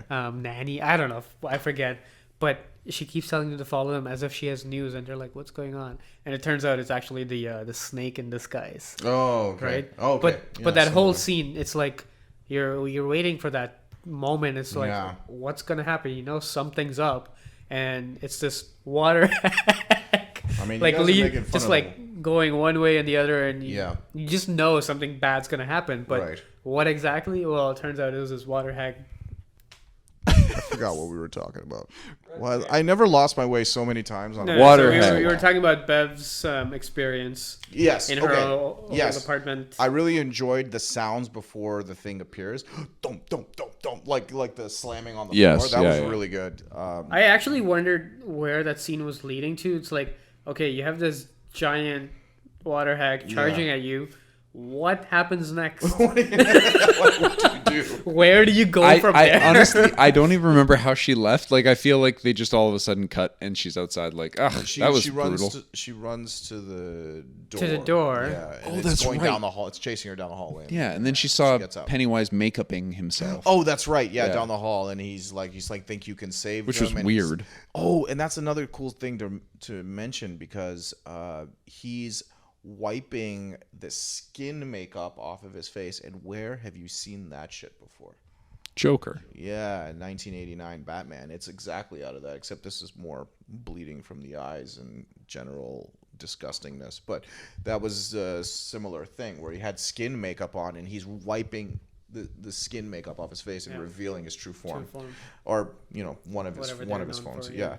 So that was a good scene. I'm having a hard time remembering some of the other guys. The architect Ben, he's afraid of small spaces. They give him they let you know that in the beginning. I can't remember what happened to him. He goes to the school and he ends up in the locker. He gets chased into the locker, which was a cool scene too, because it's like he's interacting with Beverly, and Beverly starts making fun of him for his weight and stuff. It turns out it's Pennywise, chases him down the hall. That was decent. Right, that was decent. Bill has the moment by the sewer where With the Some other kid shows up. the other kid shows up, and more of that guilt is coming back with him. And who else we got? Eddie has that. He's got that germaphobe thing where he ends up downstairs. Oh, that's right. And this was, I thought, was the that was the weirdest one. That was the weirdest one. Yeah, it was a really strange. It was another one where it was like, where do you okay, this thing is now coming at you. What do you do with that? Yeah, and he another just one of runs those, out of there. Another one of those jump scare moments where Exactly. he's just charging at the Yet another camera. one. And the whole scenario seemed much more convoluted than the other ones. But he does have that moment where he's choking the leper. So the leper is the thing that's chasing him, right? Right. That's right. Finally, he just engages in the battle of the wills with this thing, and then it spurts all over him. And he has that moment of like music, and it throws up on him, and it's like there's literally 2 seconds of music, and then it cuts back. And this is the kind of thing that I'm talking about, is like that diffusing comedy. That Buddy wasn't in this scene, but that's another moment where they really diffused that moment with. Agreed. Like, that one in diffused. particular, Yeah. I remember being notably like, why did you just do that? Out Like, of this was a place. good moment. Yeah, it was very out of very place. Yeah. So, and then who's left there? Bill Hader. Richie has what is This is my favorite. You know what I love about That was straight these? out of the book. You know what I love? I love the fact that this movie has the balls to have 3/4 of this movie take place midday, bright sunshine. I love that, and horror movies do not do that often. No. There's one other thing one other show that the pilot for The Walking Dead. I remember being so impressed with the fact that so much of it took place during the day. I love that. I think that's like I don't know, it's just so different, right? Because you don't really see that, and it's exemplified, I think, in this scene with Bill Hader, where he's sitting outside, and suddenly, like, all the people in the park start looking at him. And then he looks over, and like the Paul Bunyan statue is gone. And then you has this absolutely insane scene of a giant, crazy looking Paul Bunyan statue that's come to life. It's carving up the land, trying to slap him out of existence like a fly, like swat him like a fly. And yeah, and then we get our great Pennywise moment where he jumps off the top and he does this. It's beautiful. It's a great looking scene, in my opinion. They went big there. What did you think of that one? It was good. Yeah. Yeah, I don't have anything exciting to say about it. I think you said I everything. was actually hoping that scene would have shown up in the first chapter, and I was disappointed when it didn't. Okay. Because in the book, it was actually, like, for me, I remember that part really well, because it's just so weird. And Yeah. even in the book, it's exactly like that. It's during broad daylight, and they show, like, or, they talk about Richie, like, riding around or walking around, and he's sitting there looking at this Paul Bunyan statue and being nervous about it. And you think, like, what's going to happen as you're reading this? Yeah. It's daylight. Right. And suddenly he's being attacked by the statue. It's so unexpected. Yeah. So in the first book, when they didn't show some of these parts, I was a little disappointed. I felt like, they decided to cut out all this. So when they brought it in the second movie, I was so happy to see it. Yeah. It's dope. It was great. And this is where you get the song, where he sings the little song. I know your secret, your dirty little secret. Dirty. Yeah, that's right. There's that Irish in you. Yeah, so he he sings this little song and chases him across the field, essentially. And anybody left? So, by the way, speaking of dirty little secrets, Oh boy, I think we need to address that, because that was an interesting twist that they added to the movie. that's right. I didn't. I actually, to be honest, being the astute, cinema fan I am, didn't put it together. Not even close. At the end of the movie, when Bill Hader's carving the name, I'm like, I don't get it. I don't know. I had just some kind of mental block, and I'm like, huh? I'm like, who are those letters for? And then I was like, is he gay? But I wasn't sure. I feel like they whiffed on that one. Just like, and maybe it's just me because I'm stupid and my situational awareness is like super low. But it's just like that was like a swing, and they kind of like whiffed on the ball and kind of like, I don't know. I was a little confused. Right. I'm like, where's this big payoff coming up? And then it happens, and I was not immediately onto it. I wasn't either. No? I don't know why. I guess I didn't put two and two together. And I don't know if it's the movie's fault. I think it's probably me. I was, because I was like, I know your secret. I was like, oh, maybe Bill Hader is thinking of like running. He's gonna go to the ritual of Chud and not show up, or like run away, or try and sabotage it for some reason. Yeah. I thought that was it. And then none of that happens, and the movie's almost ending. And I'm like, wait a minute. You know what it was the movie never made a big deal about his dirty little secret, really. I mean, they had that number, but it's so early on in the film at that point. I mean, the arcade early scene? on.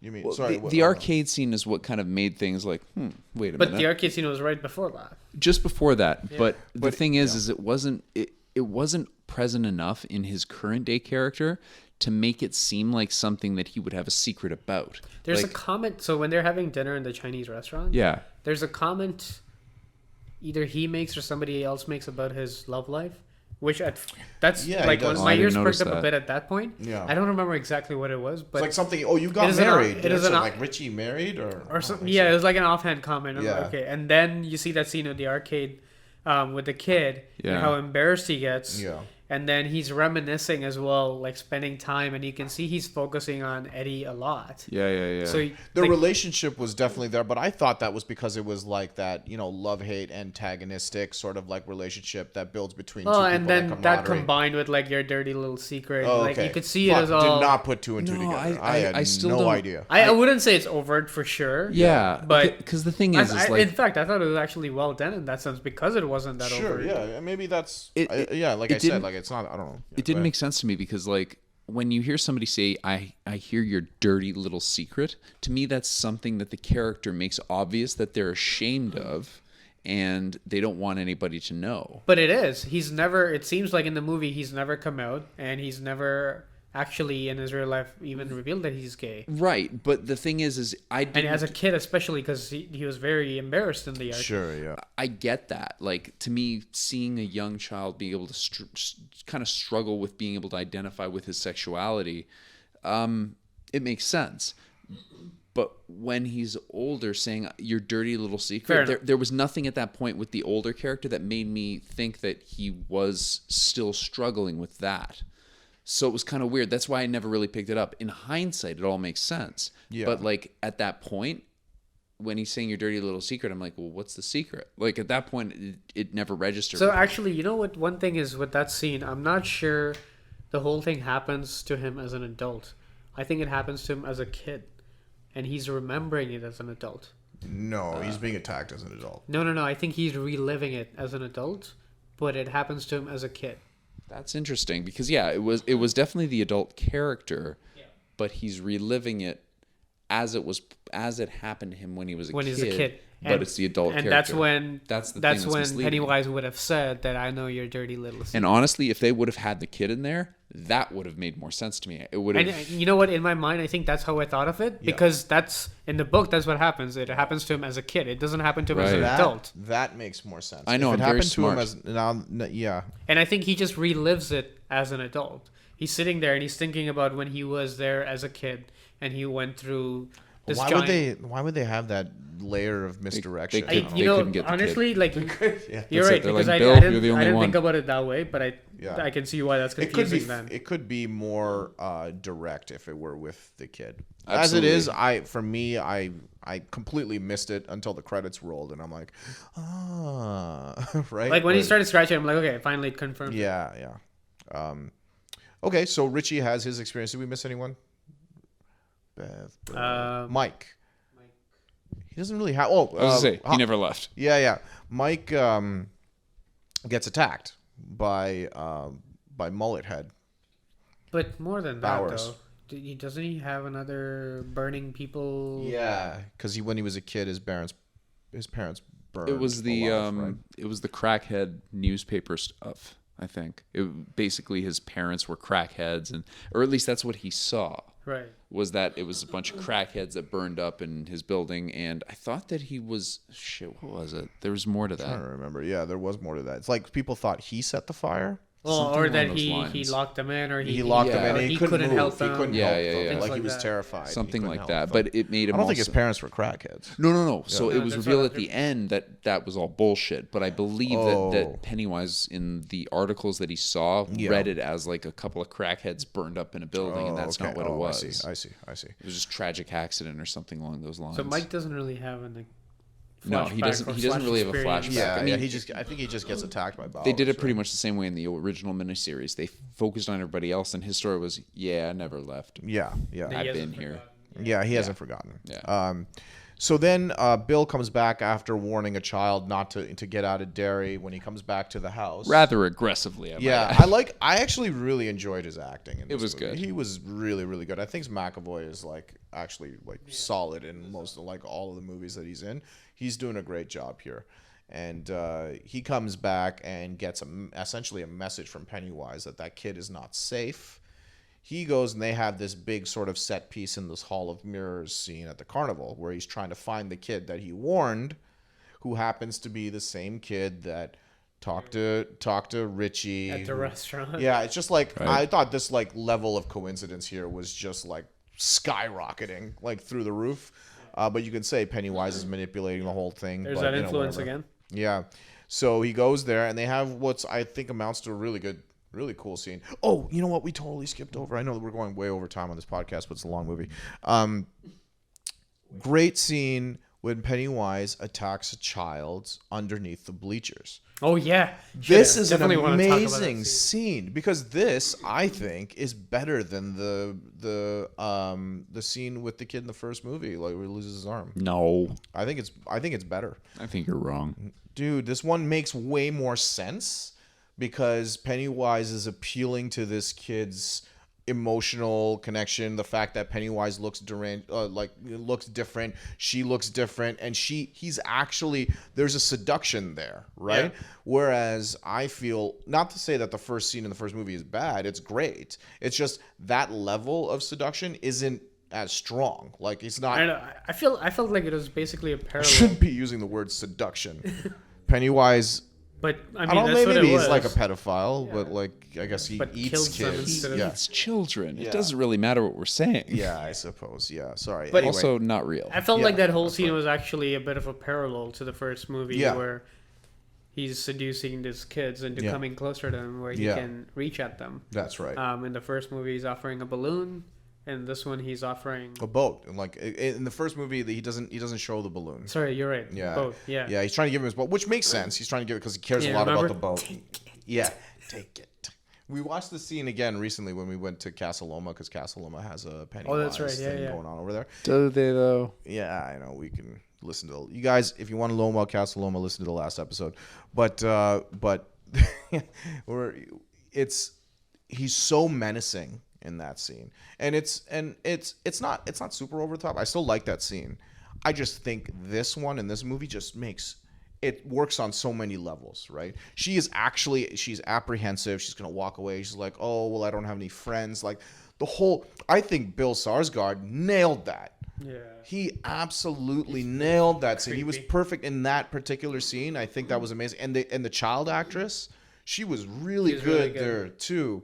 And that moment where they're he just plays her. He plays her so bad it's painful to watch that scene. Where I don't feel that level of emotional connection to the first scene in the first movie because it's not so oh, you don't believe him, do you? It's like Pennywise is really knows what makes this kid tick, knows exactly what to say to get this kid to come closer, to connect with them on such a level. And it's so perverse because you know what the end result is going to be, right? It's like that whole thing with the angler fish where they have the glowy edge angler fish. And it's just the fish think that's the greatest thing they've ever seen. It's light down here. I can see. Oh shit, I'm dead. Right? I don't know. There's something about that scene that gets under my skin. I thought it was really good. Listen, I know why it landed in Derry, Maine. Because all of the children are fucking morons. All right? First of all, Georgie, he's conversing with a clown inside of a sewer grate. That doesn't scream trap. Yeah. No, I get it. I get Okay, it. now let's I talk think that's about been the, analyzed to death. let's You talk have about to- Birthmark over here. Okay, Birthmark face goes under the bleachers, and she That's what sees, they call her at school, you know. as well they should. Bastard. You bastard. Dude. You know, I didn't even think that was a birthmark. I thought she just had like something on her face.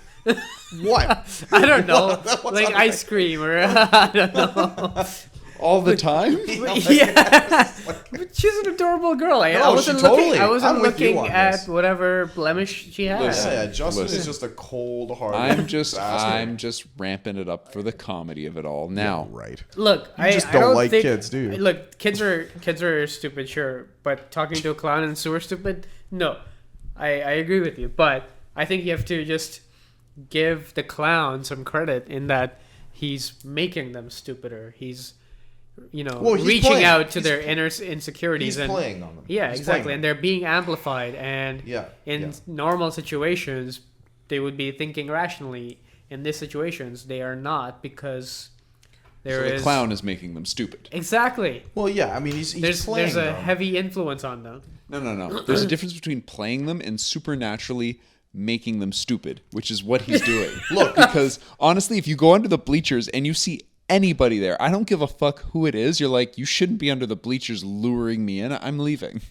No, Something but she bad is follows about the to happen. glowing, like, Yeah, blood. and then she sees a creepy clown that's able to control the lighting underneath the bleachers somehow. To be fair, if I was that age and I saw a creepy clown controlling whatever that, I'd be screaming, running the other Guys, way. listen. Clowns are not scary to all people, especially to children. You guys need to remember that clowns are not scary. People hire clowns for birthday parties. You guys make it sound like clowns were always scary to kids. They're not always scary. They're No, scary but to no, some people. Hiding under the bleachers That's in the the dark. thing. Yes. It's not even like It's- he's in the light. Yeah, He's it Yeah, doesn't but have to he's be a doing clown. something amazing. He's doing something. He's controlling the light. Do you understand? Do you understand? Like, if there's a clown with candy, that would have worked too, right? And a lot of people, somebody's done that, right? Like, guys, come on. Like, let's. Bill Cosby in the bleachers. God. That's gross. We That's are gross. But the off clown the is rails. not off the rails. Really. This clown. Okay, I'm done. Talk about Michael Jackson. Come on here now. too, then. Listen. Want to see me moonwalk? Jesus. All right, listen. What? I think this scene is great, especially with the countdown where he's like, okay, you have to count Want to down. see my 3. moonwalk?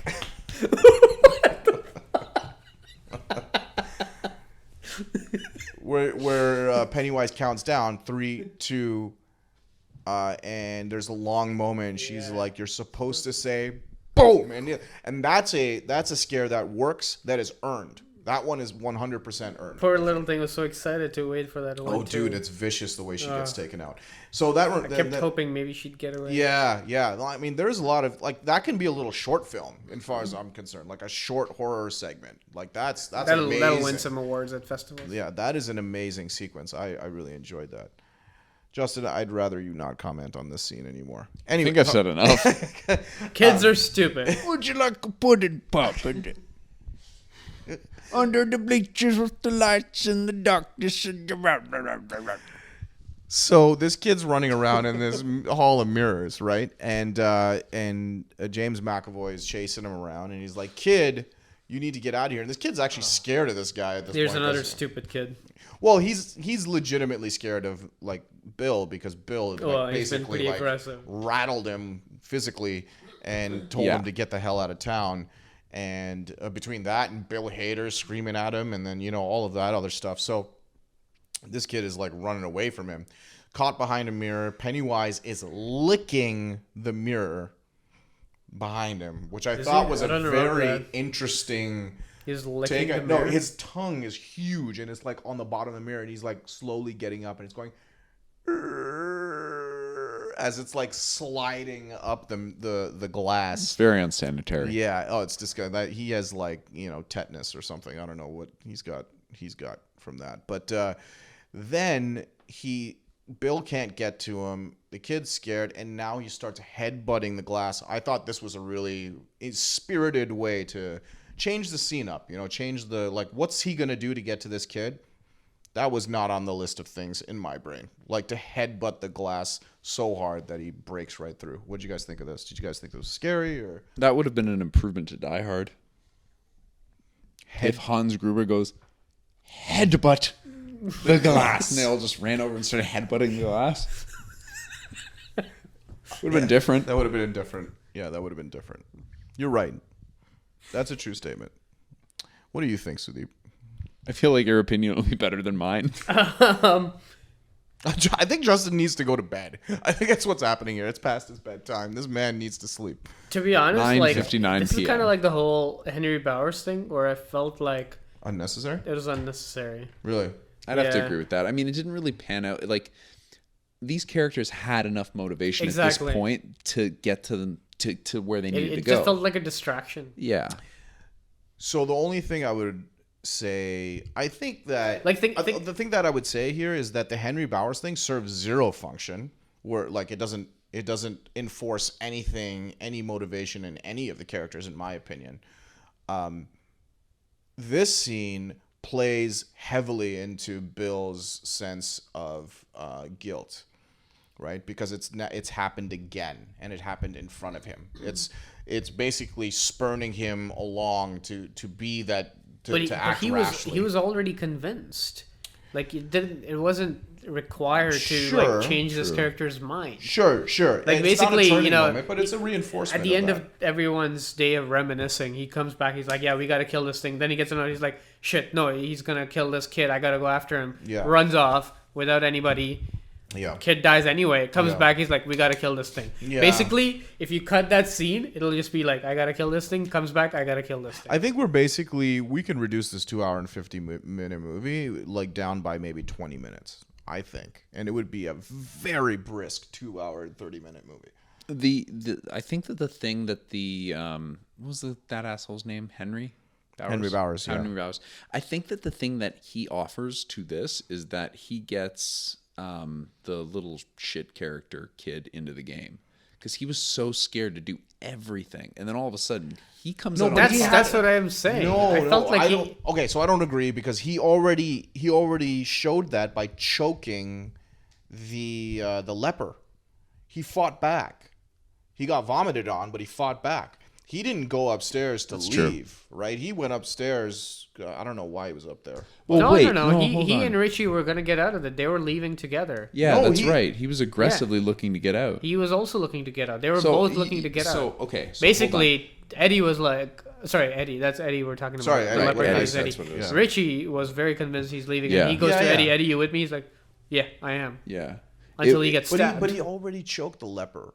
Like Right. he already proved that he's beyond. He's coming back. You know what He's not- happened? No, but what happens when after he chokes a leper is the leper spills all over him Yeah. and plays to his But it's played for laughs. That like his scene is- germophobia. Yeah, but it's played for laughs. It's played for laughs, but that scene is brought back up later when they're like, "Oh yeah, I did this and it worked Yes, out." that's right? what I mean. Yeah, so you could have taken out the comedic puking thing and have him kind of just go off and be like, "What the fuck just happened?" And be like, "I think I could do this," and that's where Right. he gets confidence from. Yeah.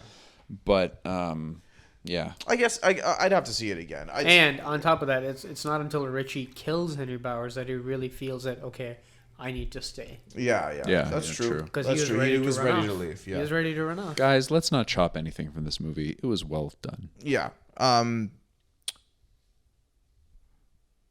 Yeah. Where were we now? So now all the kids have gotten their. I guess that served the tokens. purpose, is that after this kid dies, Bill's so determined right, the that he kid just dies. goes off by himself to Yeah. try to kill it. Yeah. He's like, I'm So going to they've do this got- by myself. They've got all their tokens. They're back at the hotel. Bowers attacks. Bill's ran off. Bowers attacks Eddie, and in a great scene. Then Mike. And Eddie retaliates and shows some strength, and in a great scene where he gets stabbed in the face, but again, that's another scene that is played up for comedy.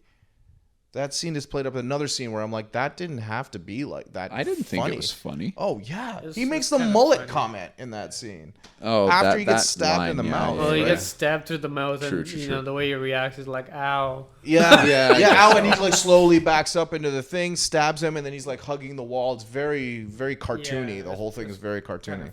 True enough. Like, you didn't think that anybody was gonna die in that scene. Or at least I didn't get that impending sense of doom. Nobody was in danger in that scene. He makes the mullet comment. Everybody's laughing, and he's bleeding from his face, and it's kind of a mixed. Anyway, I think it diffused it a little bit. Great Ace's line though. I really did enjoy that line. But anyway, so McAvoy comes back, is like, hey, this kid's dead. He ate him right in front of me. And he's like, we need to go stop him. Goes to the house, but all the friends meet him there. So then they go back into, what's the house called again? Can't remember the name of the house. But anyway, they all go back in there and basically get attacked when what I think is like probably the only, I don't know, like the most direct reference of John Carpenter's The Thing I have ever seen. Even Trick or Treat has a scene. It has, like the old man is done up to look like John Carpenter. He has a line from the movie The Thing.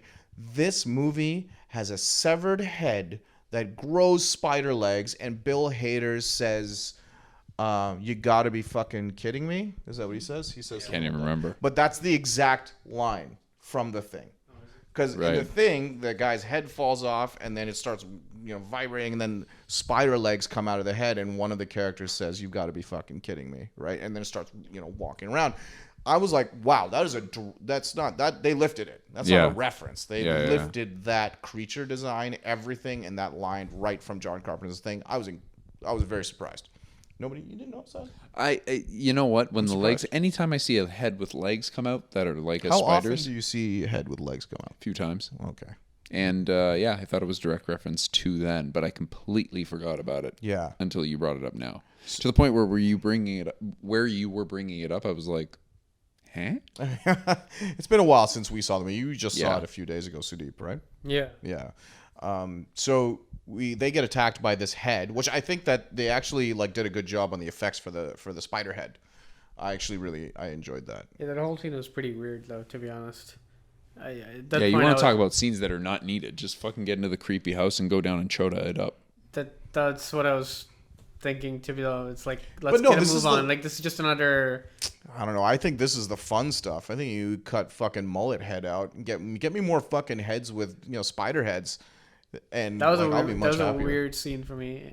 Anyway, where they get attacked and Pennywise attacks Ben from the mirror and she smashes the mirror. And then somehow they're gonna kill this thing and get moving. So it's like, was that? Yeah. So they get attacked by various things, and then they go down into the sewer, and then Bev. This is the scene where Bev gets attacked by Water Hag, who appears from the water, right? Fast moving in the water and home turf, right? She grabs her, home turf. I'm telling you don't fuck with a Water Hag when she's in the water.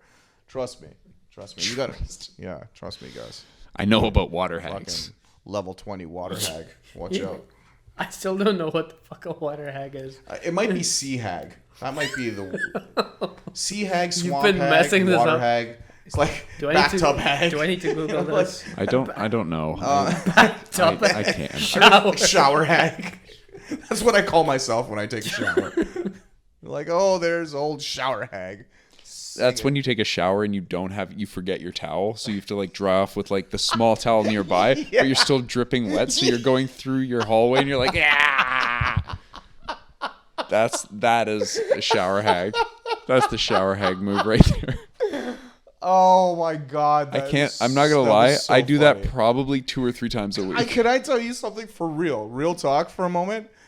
In the last month, I have forgotten to bring my towel in the bathroom maybe 8-9 times. Shuggu's getting so tired of it because I'm just like, Shuggu, you gotta get me a towel. It's fucking freezing in here. At least you do that, because by the time I take a shower midday, nobody's home. Midday. And it's just me. So now you're walking through the hallways I can't like a shower hag. Like a shower hag.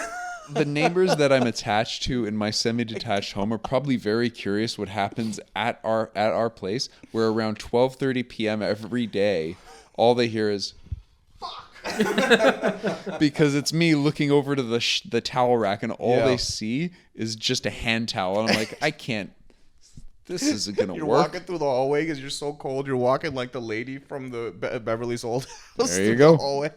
Shower hag Justin. That's what's up. Shower hag.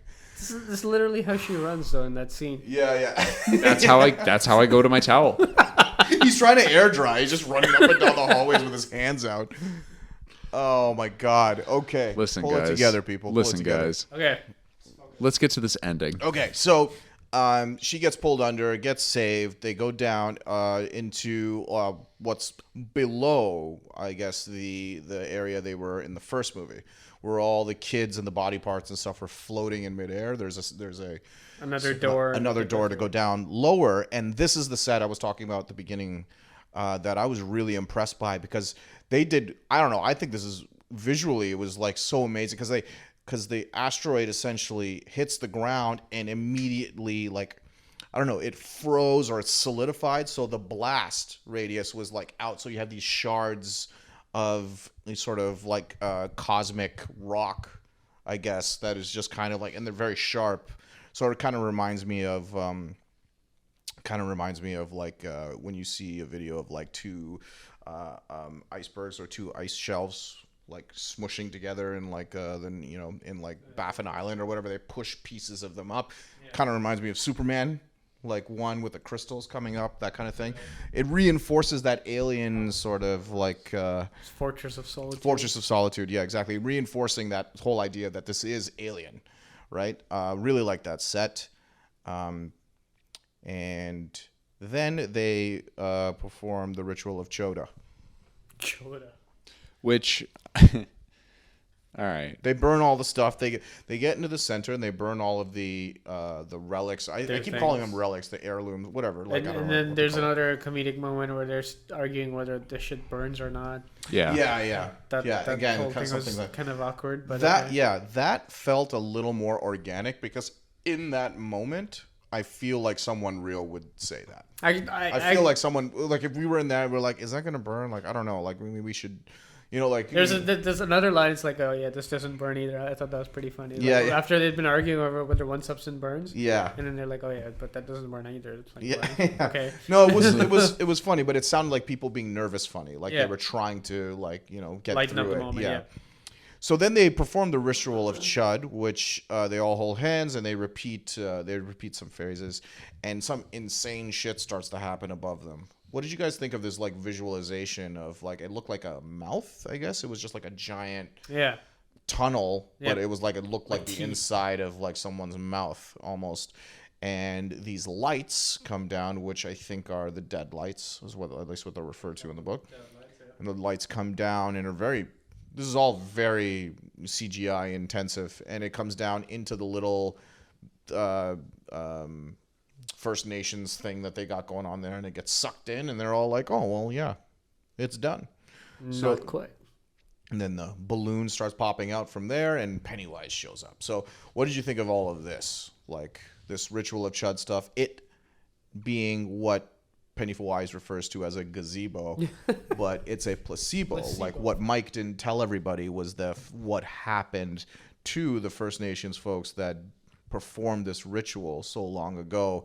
They were all killed. I didn't get this part. I didn't really understand what Mike was trying to do. Yeah. If he knew that they had all died and it didn't work, what was he trying to do? I guess what it felt like was that Mike knew that other people died trying, but that he felt maybe these guys would be successful. Okay. But he failed to mention that the previous attempt with this method was unsuccessful. Right. Because they had carved, it was a carving that he scratched out on that little that showed smoker that, thing. that they weren't successful.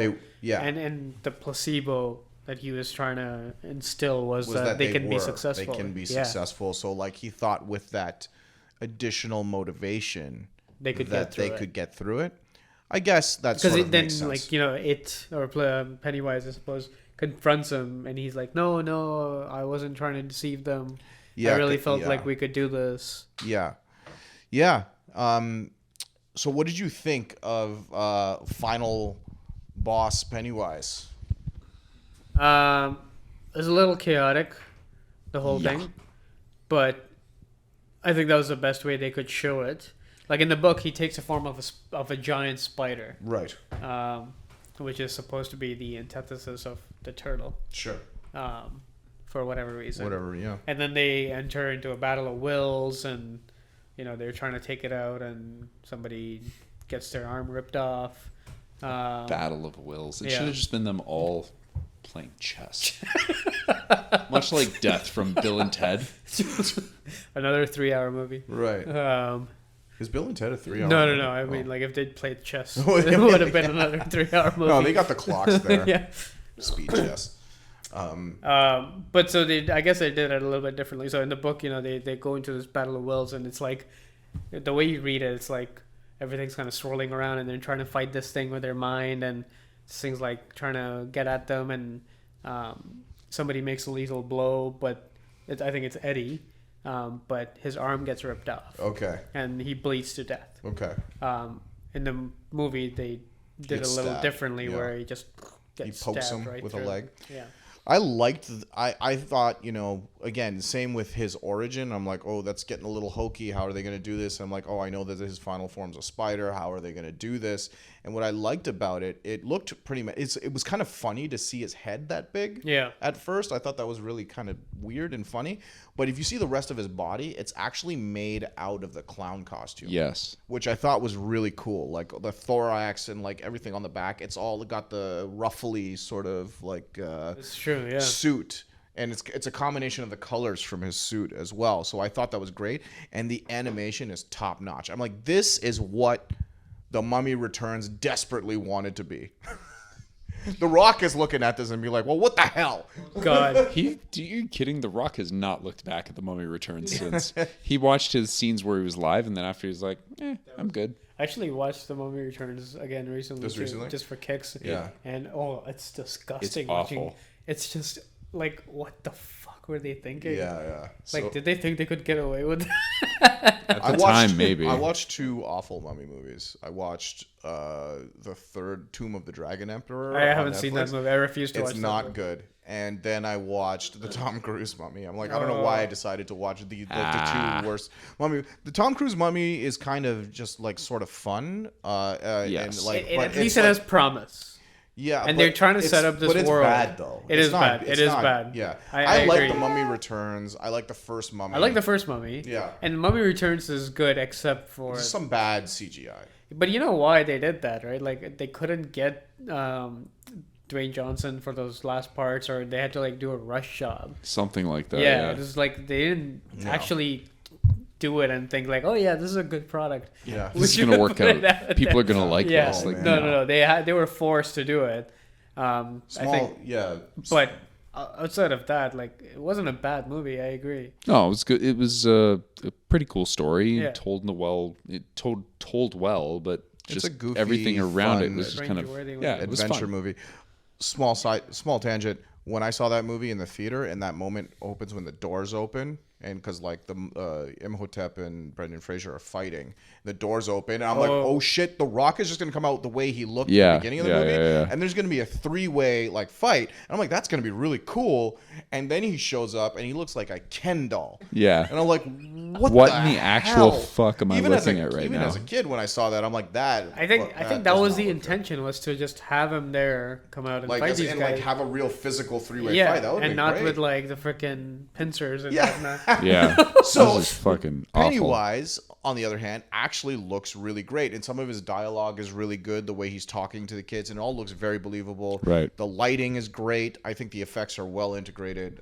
It's better than what they did in the mini series, where they actually had like some really garbagey looking spider. Like prosthetic. It's like a giant animatronic. Yeah, it was giant animatronic, basically like demon-y looking spider, which Yeah. had zero relationship to the clown character. Yeah. Like it was like, they're just like, Curry, fuck off. We're just going to use the spider for the rest. Yeah. Whereas at least in this one, you get an association between this demonic type of spider and the Pennywise clown. holds on- they It hold on was to that great. It was connection. really, really good. I like what they did there. So then they have this crazy action sequence at the end, and I love how big this movie goes. Like the ending of this is a giant monster movie. Like it's just like Pacific Rim, Godzilla level of like scope where he's just running around all over the ceiling and like on the sides, and they're running through the tunnels and they're throwing rocks at it and stuff, throwing spears at it, and like whatever the fireplace grate or whatever that she gave Eddie, and they have all of their own terror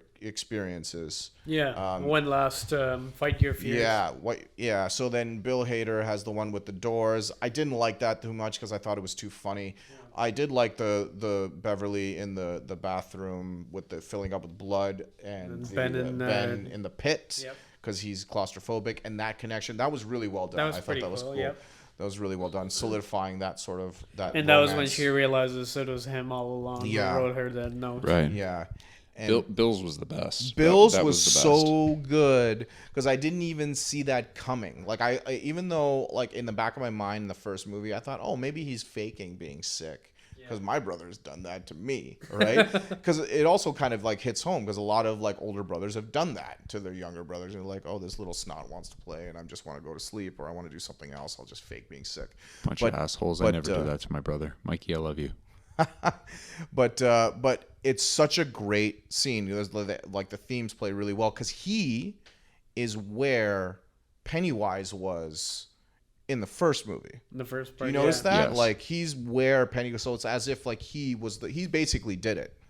Like he committed the murder. Because he's seeing himself and as himself. Yeah. The younger himself. Yes. Right. And Georgie. Yeah. But he's watching it in a third person way as Pennywise whatever, essentially, like, and because if he's done it, he's committed it, and I love the scene where he's killing the guilt. Yep. He's by like, killing this is Georgie. it by killing not Georgie, he's killing his himself, younger killing self, his younger self, who's so guilt ridden, telling him you were fake being sick. If you were with me, this never would have happened, and that I think that really played really well.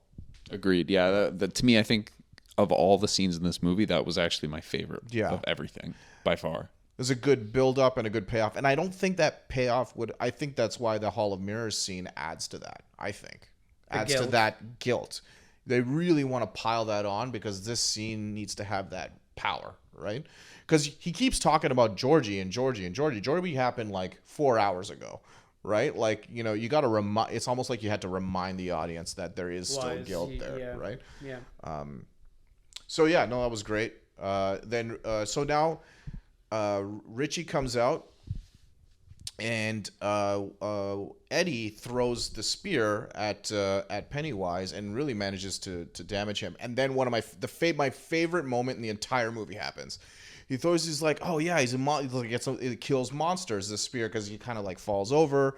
Pennywise falls over, and Bill Hader's like congratulating him. Yeah. And then the lights come on, and immediately Bill Hader's head snaps this way, and his pupils go white. Yeah. Immediately. That was scary when that shit happened.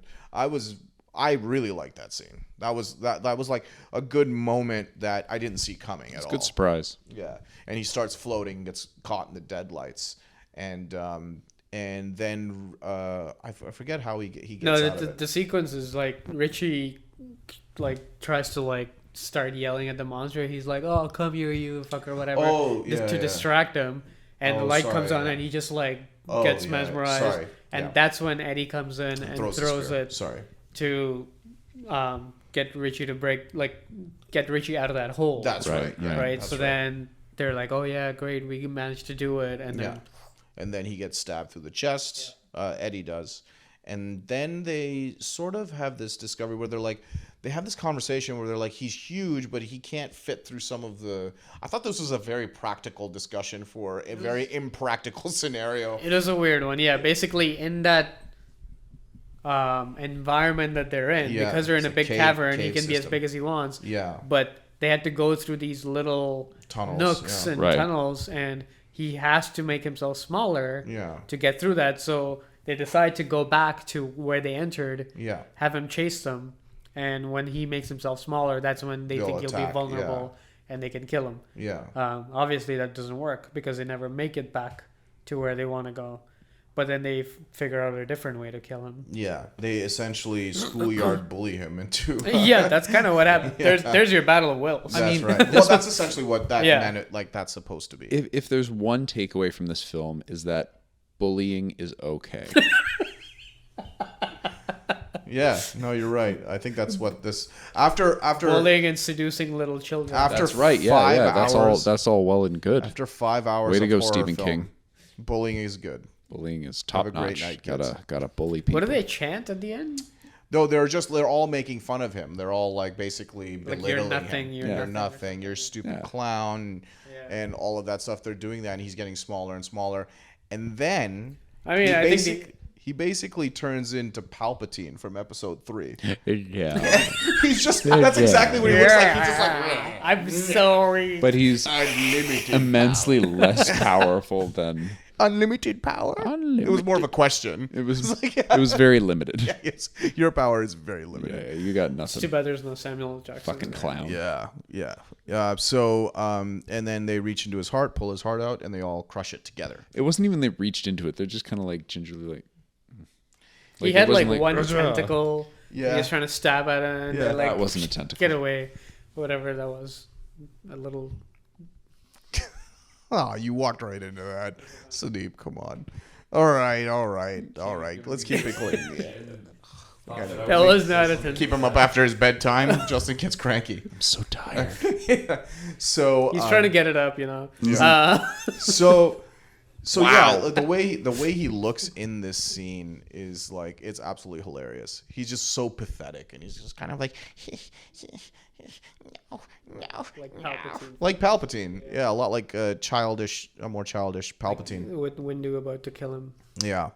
So then Pennywise is destroyed. Obviously, the whole place collapses because that's what needs to happen at the end of every movie. And they just leave Eddie there. Oh, you know what kind of sucks about this whole scene? I was hoping that when he reduces in size, that they would actually bring Eddie over because he was still alive, and bring him over to see, hey, we beat him. They all just forgot about him, like lying back there, and they kill Pennywise. I get that, there's a practicality. It's like, we need to kill this clown. But I thought it would have been nice to just get him over. And then the last thing he sees is Pennywise dying. And then they. You don't lift your foot up when you're about to destroy this thing. Like, they can't think about, like, oh, hold on. Let's not kill him until... No, well, I mean, like, if he's, like, all like that, they know that he's been stabbed. And they know that he's probably not going to live. So they're going to... But he basically died alone. He died alone in the corner. Right? That was the kind of the part where I was like, They left him. He's like, I'll be right back. And they go and he's dead. Yeah, whoops. He got to see his friends take on Pennywise. I don't think he saw shit. He was looking this way. He wasn't looking over there. And then they were in that explodey center of the asteroid thing, so he couldn't see. You can't have proper closure for every character. Somebody has to be sacrificed. Yeah, that's right. Yeah. Sorry, Eddie, but Bullying is okay, and fuck Eddie. That's fuck basically Eddie. what we're saying. If your name's Eddie, fuck you.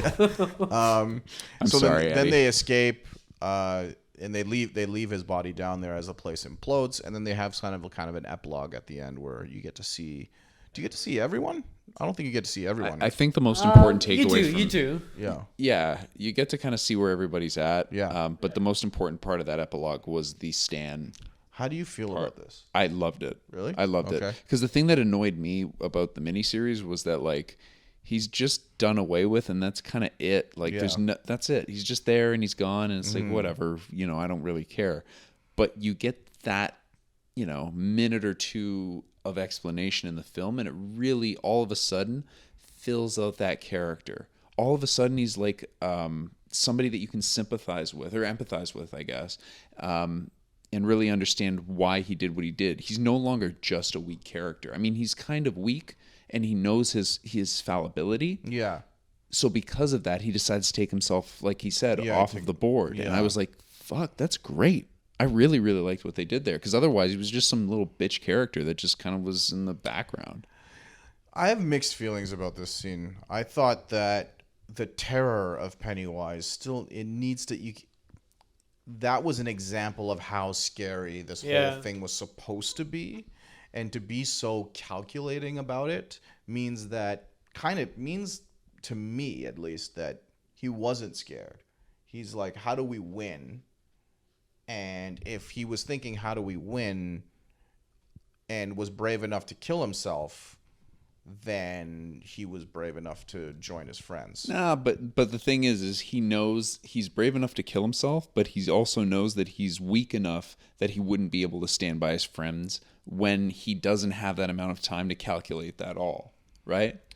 Yeah, That's I don't know. my What's your read take? on it. Yeah, I have mixed feelings too, because it's like you said. I think it was initially a good example of how terrifying the prospect of facing Yeah, Pennywise is, that this guy decides to just take his own life. right. But then, if anything, the whole letter taking myself off the board, it's like, yeah, sorry guys, I'm a coward and I couldn't have faced him, so it's just better I'm not there.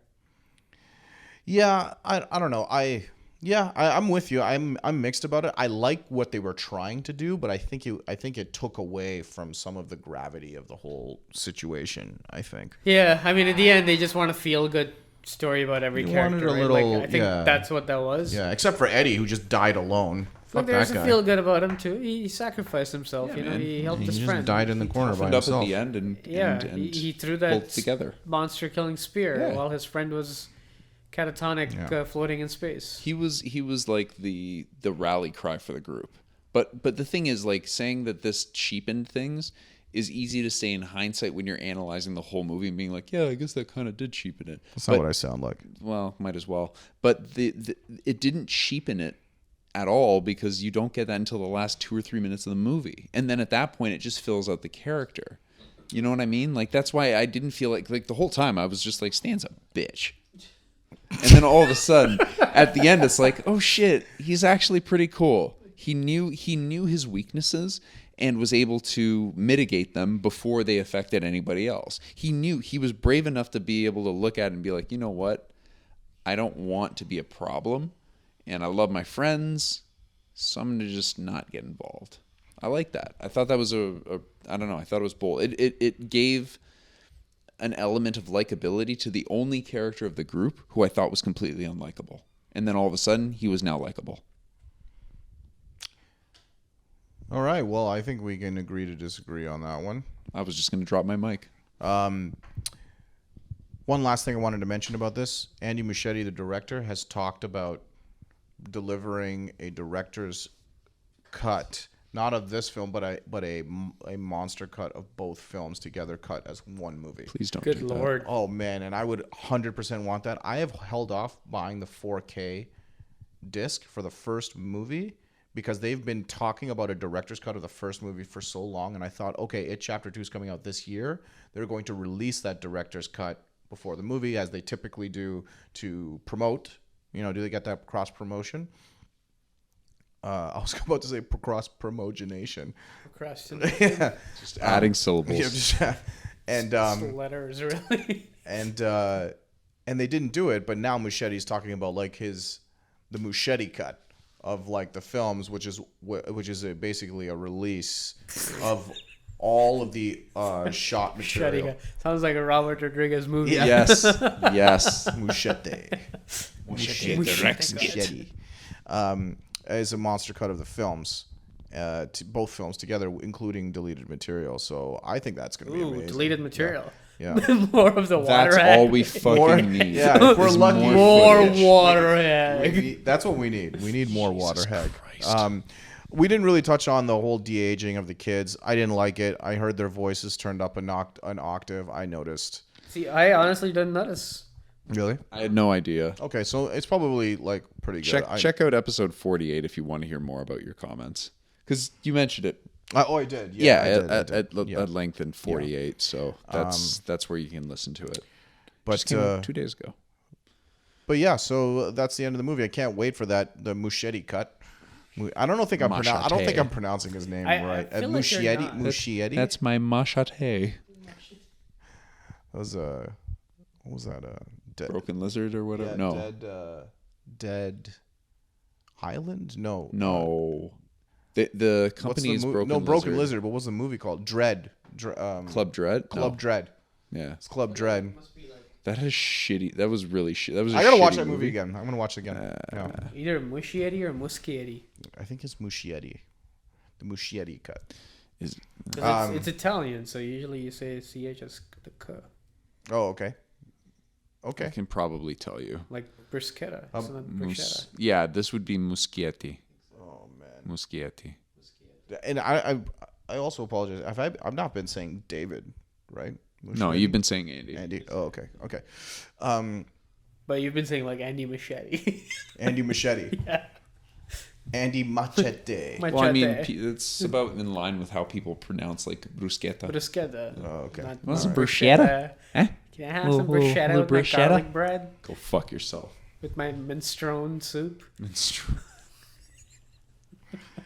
I thought you said menstrual. Do you say minstrel or menstrual? You're disgusting. Menstrual soup. So you guys are sorry. the worst. Okay. The worst. This has been a review that's as long as this really long movie. It looks longer than it is. But I had a lot of Fuck, fun. I I don't think it was fun to do. I think these King movies, we have a lot to say because we like that. We like King, man. I think King is consistently entertaining, and if as long as his adaptations are as interesting as this one, I'm gonna be there. I'm gonna be there for that, man. Hoy up, hoy up, hoy up. All right. Signing off from Maine. Yeah. Any final comments there, Sudip? Anything you wanted to say? No, I think we covered it pretty well. This is an entertaining discussion with a lot of tangents. Yeah. This is the best. Tangents. Yeah. Those are my favorite. Tangents are the fun. the funnest part. But yeah, I think Thanks for having me. No problem, Always, man. man. Always. Anytime. I mean, we'll have you even when you won't have us. Maybe you'll have so me your someday schedule's for fucked. non-Stephen King podcast. Is that what this is? Were you on strike that day? You're like, you know what? These assholes only invite me for Stephen King stuff. I'm not coming for Pet Cemetery. I have other expertise to offer you. Yeah. Yeah. None that we know. You could just send me your resume and we'll see what else is in there. Yeah. Pick a topic. See ya. You didn't know about that shit. You didn't know this whole thing was an interview for other types of podcasts that you can join. You failed the Sea Witcher test. I'd like to report that 857 backers are now needed for Unicron. Wow. What is it before 3 hours, 893? 3 days, 1 hour, and 25 minutes. Justin's bought 4 more. 36 No, 3 more. He needs 1 for each bedpost. That's right. That's right. Should put 1 outside, standing sentry. Ladies, this thing is supposed to ship sometime in 2020.